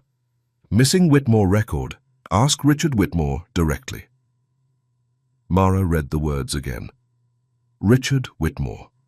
Her father's name did not belong in Evelyn Campbell's private notebook. It did not belong between anniversary notes and shoe straps and a dead woman's careful handwriting. But there it was, sitting at the bottom of the page, like a door left half open. Mara closed the notebook slowly and slid it into her bag. Something slipped from between the pages and fell soundlessly onto the bed. A small piece of hotel stationery, folded once. The paper had yellowed at the edges, but the handwriting was still clear. "Evelyn, I used to think love meant giving a woman the world. Then I woke up beside you and understood I only wanted one world, the one where you are breathing next to me. Happy first anniversary. Nolan." Mara sat very still. The note was not grand. It was not poetic in the way men performed romance when someone was watching. It was worse than that. It was true. And for the first time, Mara understood that Evelyn had not only been loved by Nolan Campbell, she had been chosen by the quietest, deepest part of him, The next day, Mara was in her office before 7:30. She had come early for one reason. She did not want to see Nolan. His kiss was still too close. So was the way he had stopped. Evelyn Campbell's notebook was in her bag, tucked under a scarf, and the USB rested in her palm like something that had no right to feel that heavy. She locked the office door, sat at her desk, and pushed the drive into her laptop. The folders opened. She was staring at them when she typed the word Elias had put in her head. Ravnik. The results came back full. Launch notes, facility plans, staffing reports, public statements. The language of a project that wanted to look transparent, nothing that matched the horror Elias had described. She narrowed the search. Ravnik testing, 3 documents. She opened the third. Inside a folder marked Executive Review. The memo was short, formal, written for people who understood that one paragraph from Nolan Campbell could stop an entire project. Near the bottom, under his initials, Ravnik launch is suspended pending independent civilian safety review. Live testing, prototype trials, or any field activity involving civilian risk require written authorization from Nolan Campbell. Until clearance is complete, the facility remains inactive. NC. Mara read it twice. Her hand left the mouse. Elias had sent her looking for a monster. The first real file she found showed Nolan holding the door closed. She sat back. Her eyes moved to the window, to the city below, to the particular grey-blue light that meant Seattle was deciding whether to rain. Relief should have come. It didn't. Or it came wrong, tangled up with something she didn't want to look at directly. You were hoping he was clean before you looked. She closed the Ravnik folder. Her eyes moved to her bag. She went back to the search bar. C-47. Nothing. Mara stared at the empty results for a moment. Of course, a logistics document. Shipment records, invoices, destruction filings. That kind of paperwork lived in Whitmore Group's archives, not on Nolan Campbell's executive computer. She removed the USB and slipped it back into her wallet. C-47 destruction file doesn't close on the Whitmore side. Missing Whitmore record. Ask Richard Whitmore directly.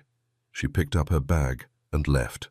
Richard Whitmore was already in his office. Mara walked in before he could make her wait and closed the door behind her. He looked up from his desk. His face arranged itself into the version of concern he kept for situations that required managing. Mara? His voice carried the practiced warmth of a man who had learned to deploy it precisely. I didn't know you were coming in today. I need to ask you something. He set his pen down. The movement was deliberate enough to suggest he had already decided this conversation was going to cost him time he didn't have. Now? Mara held his gaze. Yes? He studied her. The blouse, the bag, the steady hands, the fact that she had not apologized for entering. What is it? Mara stayed near the door. Did Evelyn Campbell contact you before she died? Richard didn't answer right away. His hand moved from the pen to the edge of the desk, small, just enough, and she saw it. Why are you asking me about Evelyn Campbell? Mara watched his face. Because of C-47. The name did something to his eyes. His face stayed controlled, but the warmth left it. And what came through instead was older. Mara. His voice dropped. What exactly have you seen? Her pulse moved once, hard. He knows the file. That was enough. An old note.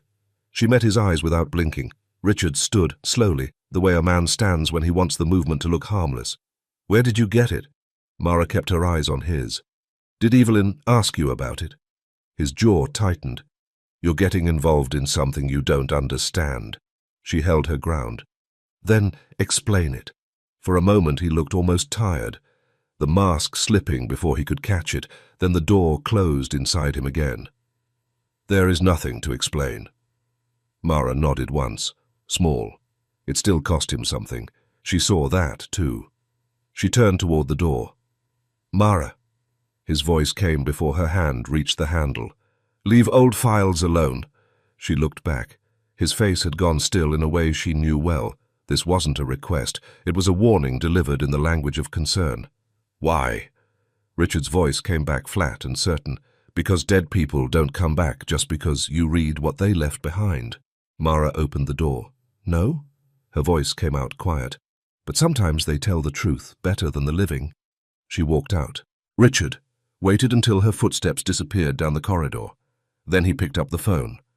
Grant answered with irritation already in his voice, the way he always did when Richard called unannounced. Richard didn't ease into it. Those shipment invoices, the ones you told me to destroy after Evelyn Campbell died. He lowered his voice. C-47.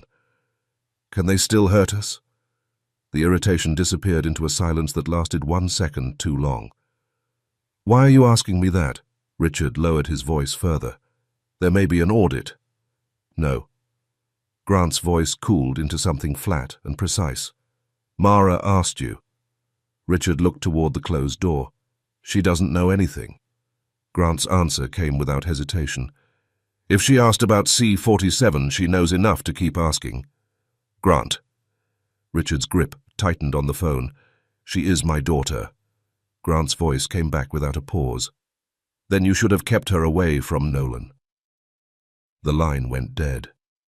Richard stood with the phone in his hand and looked at the door she had walked through. For years, Mara had been a calculation he could defend to himself. This morning, for the first time, she looked like a consequence. Grant lowered the phone. Preston was sitting across the room with one ankle over his knee, a glass in his hand, watching. The bruising across his nose from Nolan's fist had faded to yellow at the edges. What? Grant crossed the room without answering. He took the glass from Preston's hand in one motion. Preston's hand stayed in the air after it was gone. Grant threw the glass into the fireplace. It shattered against the stone. The sound filled the room. Preston went very still. Grant turned to face him. His voice, when it came, was quiet, which was worse. You had one job. Preston's mouth tightened. If this is about Mara, it has always been about Mara. Grant stepped closer. She was supposed to trust you. Stay close. Give us access to what she heard, what she found, who she talked to. Preston's expression hardened. She was nothing when you picked her. Grant's answer came without inflection. She was useful, and now she is in Nolan's house, asking about a file Evelyn Campbell died trying to reach. Preston's face changed. What file? Grant looked at him until the question lost its strength. The kind that gets someone killed. The fire was moving behind the grate. Preston's jaw tightened. He looked at the scattered glass on the stone. Grant turned to the window. Outside, Seattle had gone bright and clean, as if morning had no idea what men did behind closed doors. Find out where she is. Preston stood. Grant's voice stopped him at the door. And this time, don't go near her like a boy who thinks wanting something makes it his. Preston looked back. Anger moved across his face. Grant didn't blink. Be useful. Mara was still turning it over in her head when the elevator reached the archive floor. She had the code from Evelyn's notebook. She didn't know what it would tell her. Whitmore Logistics kept its old records 2 levels below the executive offices in a cold room lined with metal cabinets and long work tables. The air carried the particular smell of paper that hadn't been touched in years. Andy was already there. He was working through a stack of delivery reports when she came in, reading glasses low on his nose. He had been at Whitmore longer than most of the executives upstairs. He looked up. Mara, didn't expect to see you down here. I need help with an old Campbell record. She set her bag on the nearest chair. 5 years back? Andy pushed his chair back and pulled off his glasses. What are we looking for? She opened the system at the nearest terminal and typed the code from Evelyn's notebook. C-47, Campbell Defense. Closed. Hard copy archived. Restricted access. Andy leaned in beside her. Whatever easy manner he'd had when she walked in was gone. That file is locked, Mara. She kept her eyes on the screen. Whitmore tracks Campbell Defense Logistics. I need you to pull a destruction file. Andy logged in under his clearance, opened the secondary archive system, and entered the code again. The system asked for a physical box reference. Hard copy, he muttered to himself. He crossed to the storage wall and pulled open the drawer marked by year. Mara stood by the desk, one hand closed around the strap of her bag, watching the door. Andy came back with a grey file box and set it on the work table. The folder inside was thin. He pulled out the first page, and Mara saw the stamp before she saw the text. A destruction file. Andy read in silence. On the second page, something tightened in his jaw. Not surprise, exactly. The look of a man reading something he had suspected but not wanted to confirm. It was opened as a destruction file. His voice came out careful. Mara kept her face still. Meaning? It was supposed to be destroyed. His finger moved down the page, stopping on a line. But it was delivered to Black River Holdings. Who is Black River? Andy went back to the computer. He checked the old vendor registry, waited while the record loaded, and then went still. He looked from the screen to her. Why are you digging into this? Mara's fingers tightened around the edge of the desk. Andy! He turned the monitor just enough for her to see the line. Registered contact, Grant Atkins. Mara was still turning it over in her head when the elevator reached the archive floor. She had the code from Evelyn's notebook. She didn't know what it would tell her. Whitmore Logistics kept its old records 2 levels below the executive offices in a cold room lined with metal cabinets and long work tables. The air carried the particular smell of paper that hadn't been touched in years. Andy was already there. He was working through a stack of delivery reports when she came in, reading glasses low on his nose. He had been at Whitmore longer than most of the executives upstairs. He looked up. Mara, didn't expect to see you down here. I need help with an old Campbell record. She set her bag on the nearest chair. 5 years back? Andy pushed his chair back and pulled off his glasses. What are we looking for? She opened the system at the nearest terminal and typed the code from Evelyn's notebook. C47, Campbell Defense. Closed. Hard copy archived. Restricted access. Andy leaned in beside her. Whatever easy manner he'd had when she walked in was gone. That file is locked, Mara. She kept her eyes on the screen. Whitmore tracks Campbell Defense Logistics. I need you to pull a destruction file. Andy logged in under his clearance, opened the secondary archive system, and entered the code again. The system asked for a physical box reference.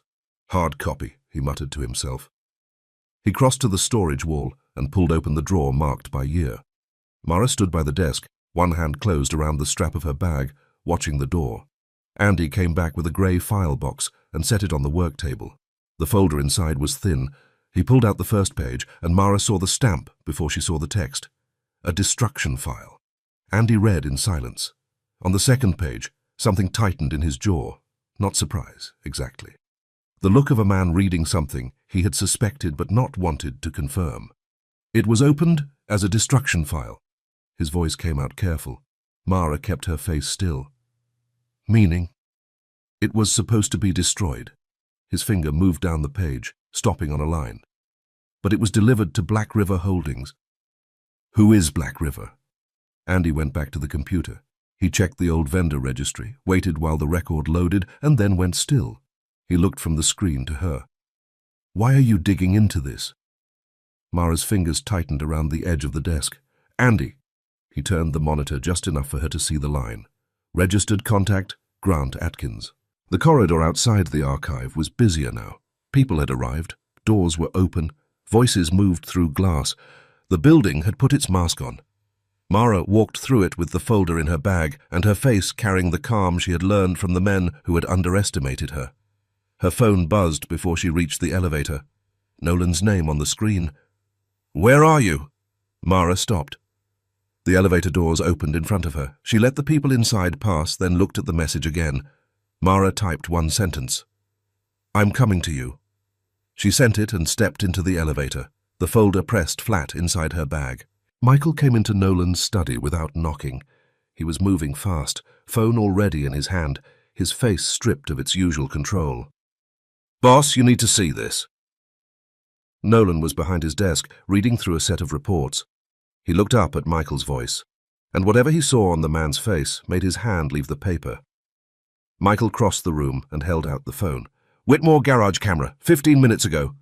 The footage was grainy, angled from above. George's black car sat in the Whitmore underground garage. A man in a dark hoodie moved beside it, head down, face lost inside the hood. He bent near the rear tire, reached under the chassis, and stayed there for 3 seconds. Then he walked away. Nolan's jaw locked. His eyes went to Michael's and stayed there. "Where is the car?" Michael was already checking the tracker. "On the private road, 6 minutes out." Nolan's hand left the desk. "Call George, get them out of the car." Michael lifted the phone to his ear. Nolan was already moving. "Boss?" "Now, Michael." He crossed the study, opened the door, and walked into the corridor.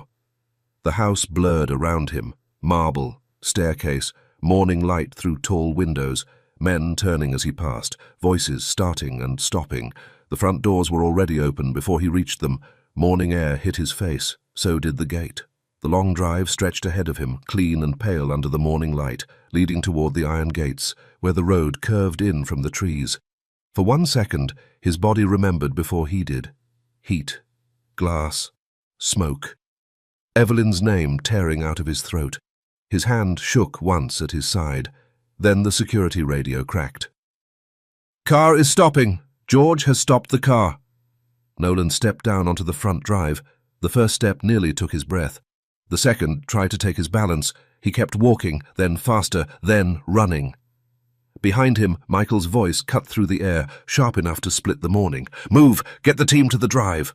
George slammed the brakes so hard Mara's shoulder hit the seatbelt. "What happened?" George did not answer. His phone was still in his hand, Michael's voice coming through it loud and broken. "Get her out now! Out of the car, now!" George was already out. He pulled her door open. "Miss Whitmore, out, now! George, now!" Something in his face stopped her from asking again. Mara grabbed her bag and stepped out onto the road. The morning air touched her skin, mild and bright, and somehow wrong for the fear moving through it. She turned toward the house and saw him, Nolan, running toward her from the direction of the estate. His face had lost color. His hair had come loose from its perfect shape. Men were moving behind him, but Mara barely saw them. For 1 impossible second, her mind could not make the image fit. Nolan Campbell was outside, past the doors, past the steps, moving toward the gate, toward her. Her hand tightened around the strap of her bag. "Nolan?" He was still too far away to hear her. Then his voice broke across the drive. "Mara!" The sound went through her whole body. Her name tore out of him, raw and open. Her legs were already moving before the thought formed. The bag, the folder, George shouting behind her, none of it registered. Only the distance still between them, and the fact that her legs couldn't close it fast enough. She ran toward Nolan. His eyes were fixed on her with a terror she had never seen in him, something older than fear for himself. "Mara, move!" She was almost to him when she heard the sound. A small click. Too small for what came after. Nolan reached her at the same moment the car exploded. The blast ripped through the morning. Heat hit first, then sound. Then the road disappeared under her feet.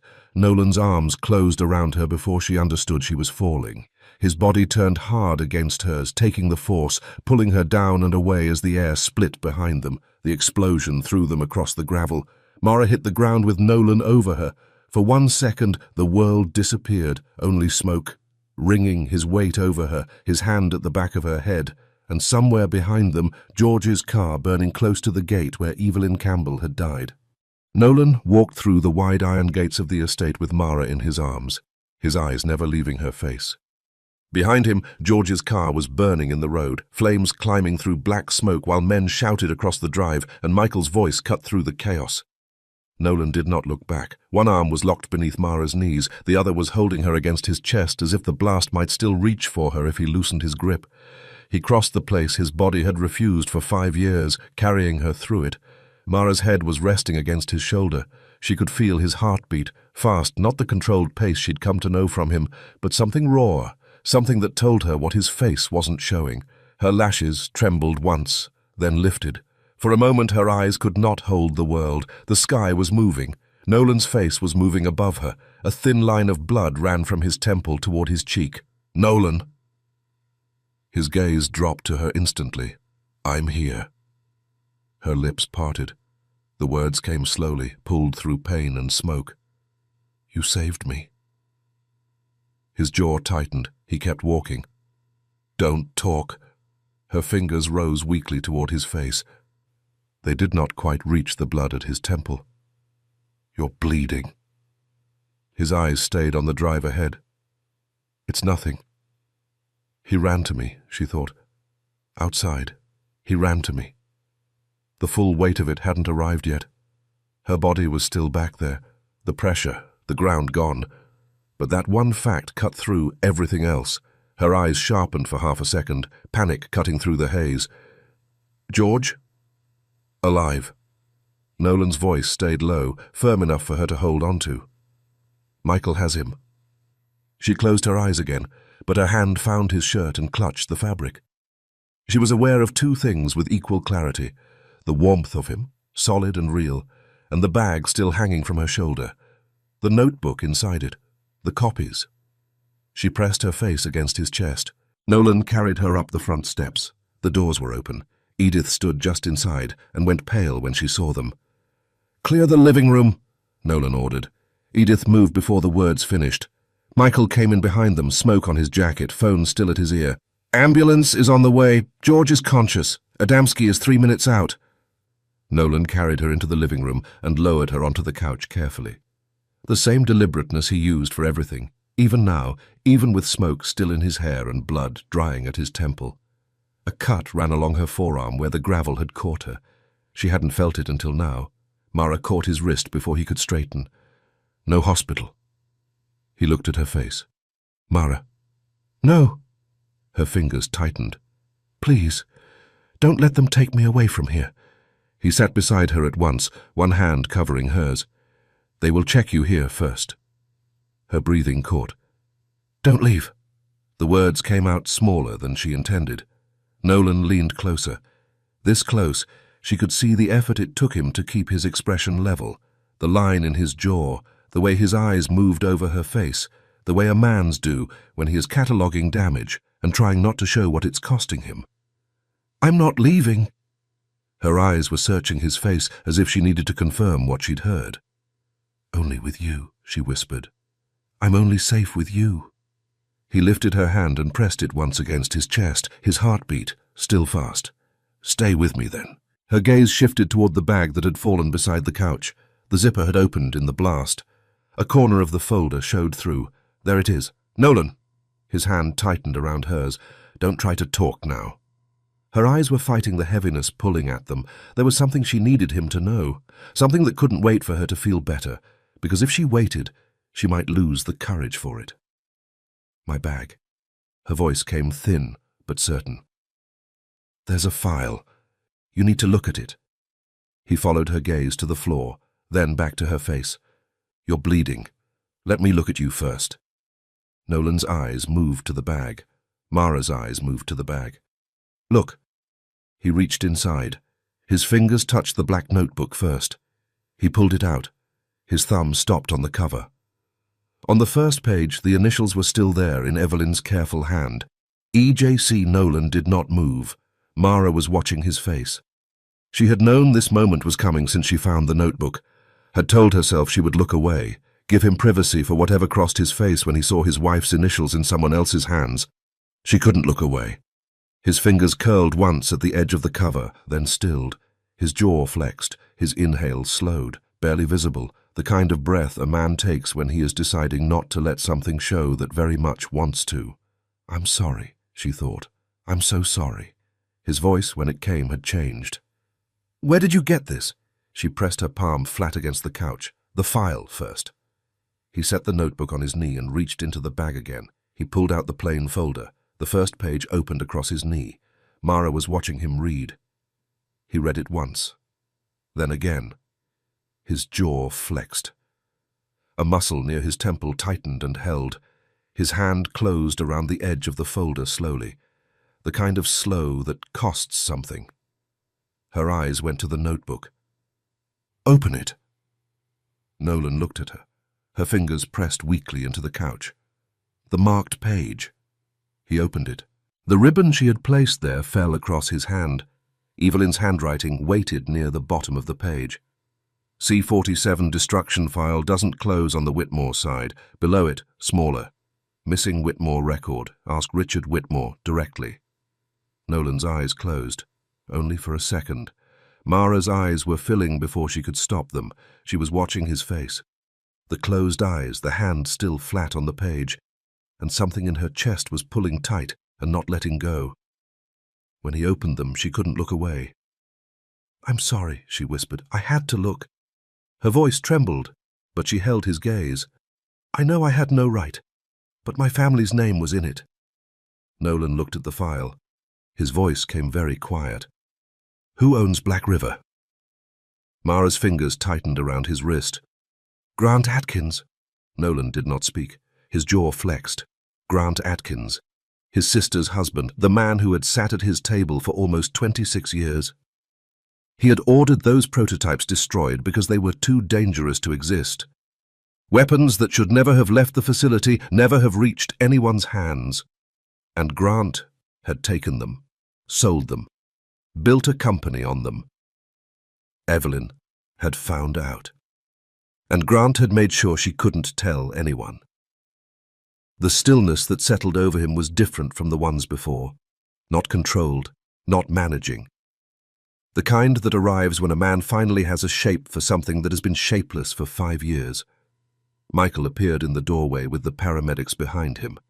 Mara's hand locked around his. "Don't let them take me." Nolan leaned over her. His lips pressed against her forehead. Slow, certain, the way you touch something you came too close to losing. Then his voice came, low enough that it belonged only to her. "No one is taking you from me, Mara." 6 months later, on a Sunday that had no business being that sunny in Seattle, Nolan and Mara Campbell were on the living room couch, and had been for some time. Mara's hand was in his hair. His was at her waist, pulling her closer in the particular way that suggested he had no intention of stopping. The television was on somewhere in the background, low enough that neither of them had been paying attention to it until the anchor's voice sharpened and cut through everything else. In a verdict that closed one of the most closely watched trials in the Pacific Northwest, Grant Atkins, former sales director of Campbell Defense Industries, was sentenced yesterday to life in prison without the possibility of parole for the bombing death of Evelyn Campbell, finance director of Campbell Defense and wife of company founder Nolan Campbell.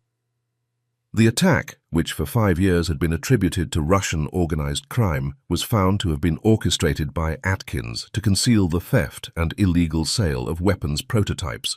Nolan Campbell was cleared of all related allegations. Preston Atkins received 10 years for obstruction and concealment of evidence. Richard Whitmore, former chairman of Whitmore Logistic Group, received a concurrent sentence of 10 years for his role in the destruction of the C-47 logistics record. The court ruled that... Nolan reached forward and turned off the television. The room went quiet again. Mara stayed where she was, her cheek against his shoulder, listening to the sound of his breathing settle. He closed his hand around hers once and held. "It's done," she thought. "It's finally done." She let him have the silence for as long as he needed it. Then Nolan moved. The way a man moves when he needs to be standing instead of sitting. He crossed to the middle of the living room and stopped. Mara was watching him from the couch. His eyes had found the buffet. The silver frame, Evelyn's face, caught mid-laugh, the sun in her hair, looking at whoever had been holding the camera as if there had been nothing else worth looking at that afternoon. He was quiet for a long moment. "Mara." She came to stand beside him. He turned toward her. His hand moved through her hair once, slow. "You took this out of the drawer and brought it in here." She looked at the photo, then at him. "Evelyn was a part of you. She might be the reason we're standing here at all." Her hand found the back of his arm. "I'm not going to erase her, Nolan. That was never something I wanted." He pulled her toward him. His hands came to her face, both of them, unhesitating, and kissed her. Something along her spine came fully awake. She could feel it in the warmth of his palms against her cheeks, the particular quality of his grip. A man who had always been careful with things he valued and was not being careful now. Mara's hands found his shirt and held on. When they finally pulled apart, she was breathing faster than she'd intended. Justice, Evelyn. This, all of it landing at once, in the same Sunday afternoon. Nolan's forehead came to rest against hers. His hands were still in her hair. We never had a honeymoon. His voice carried something easy in it, something new. She laughed, a real one, surprised out of her. No, we did not. His hand came up to her face, his thumb moving gently across her cheek. Where would you like me to take you? His eyes stayed on hers. Paris, Cannes, Marrakesh? Mara looked up at him. Careful. At this rate, we'll never get you back inside. His mouth found the side of her neck. When he spoke, the words came low against her skin. I've got 5 years to make up for. His lips moved to her jaw. Pick somewhere. Mara tilted her head as if she was giving this serious consideration. She pressed her lips together. She looked up at the ceiling. Her fingers found the open collar of his shirt and traced along it slowly. I think, her voice came out perfectly innocent, that we should send all the staff home and spend some time alone, here. The corner of his mouth moved. That particular version of the smile, the one that had never fully committed for as long as she'd known him, it committed now. Oh, is that so? Her fingers ran slowly down his arm. We have a very, very nice house, and big, lots of rooms. His hands closed around her waist and lifted her in one motion. She made a sound of surprise that turned into a laugh as he carried her the 3 steps to the dining table and set her down on the edge of it. He stepped in close enough that she could feel the warmth of him, close enough that thinking straight was going to require some effort. His mouth found the side of her neck, her eyes closed, then his lips at her ear. The warmth of his breath there made something run along her spine that she was not going to describe to anyone. Oh, she whispered. So that's what we're doing.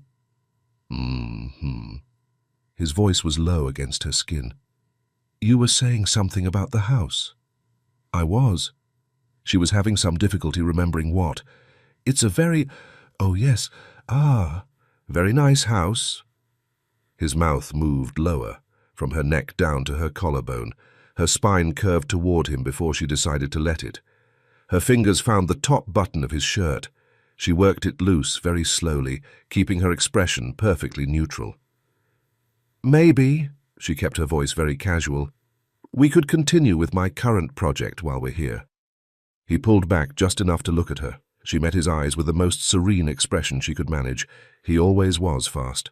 His hands moved to the outside of her thighs.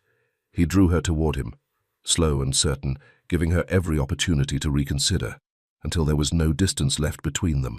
The breath left her body before she could stop it. His eyes stayed on her face. So, the word came low and deliberate, landing somewhere below her ribs. You want a little Campbell. Mara looked up at him. Her hands had found their way to his shoulders without asking her permission. I like the trying. The words came out warm, with the edge of a smile she wasn't trying to hide.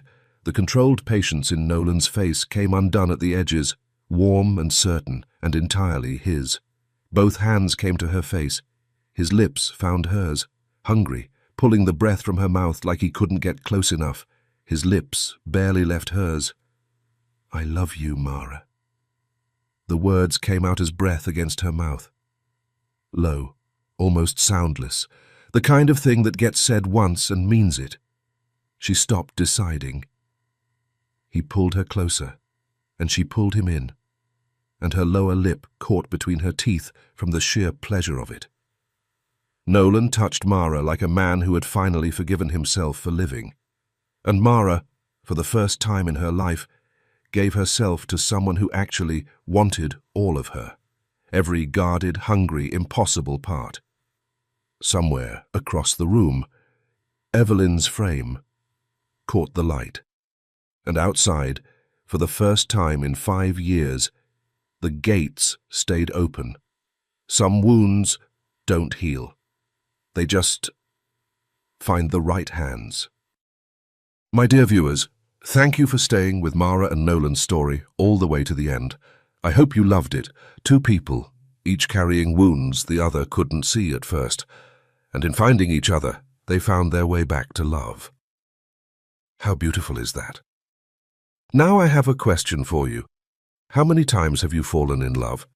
Are you someone who believes in only one true love, or has love knocked on your door more than once? I'd love to know every single one of your stories.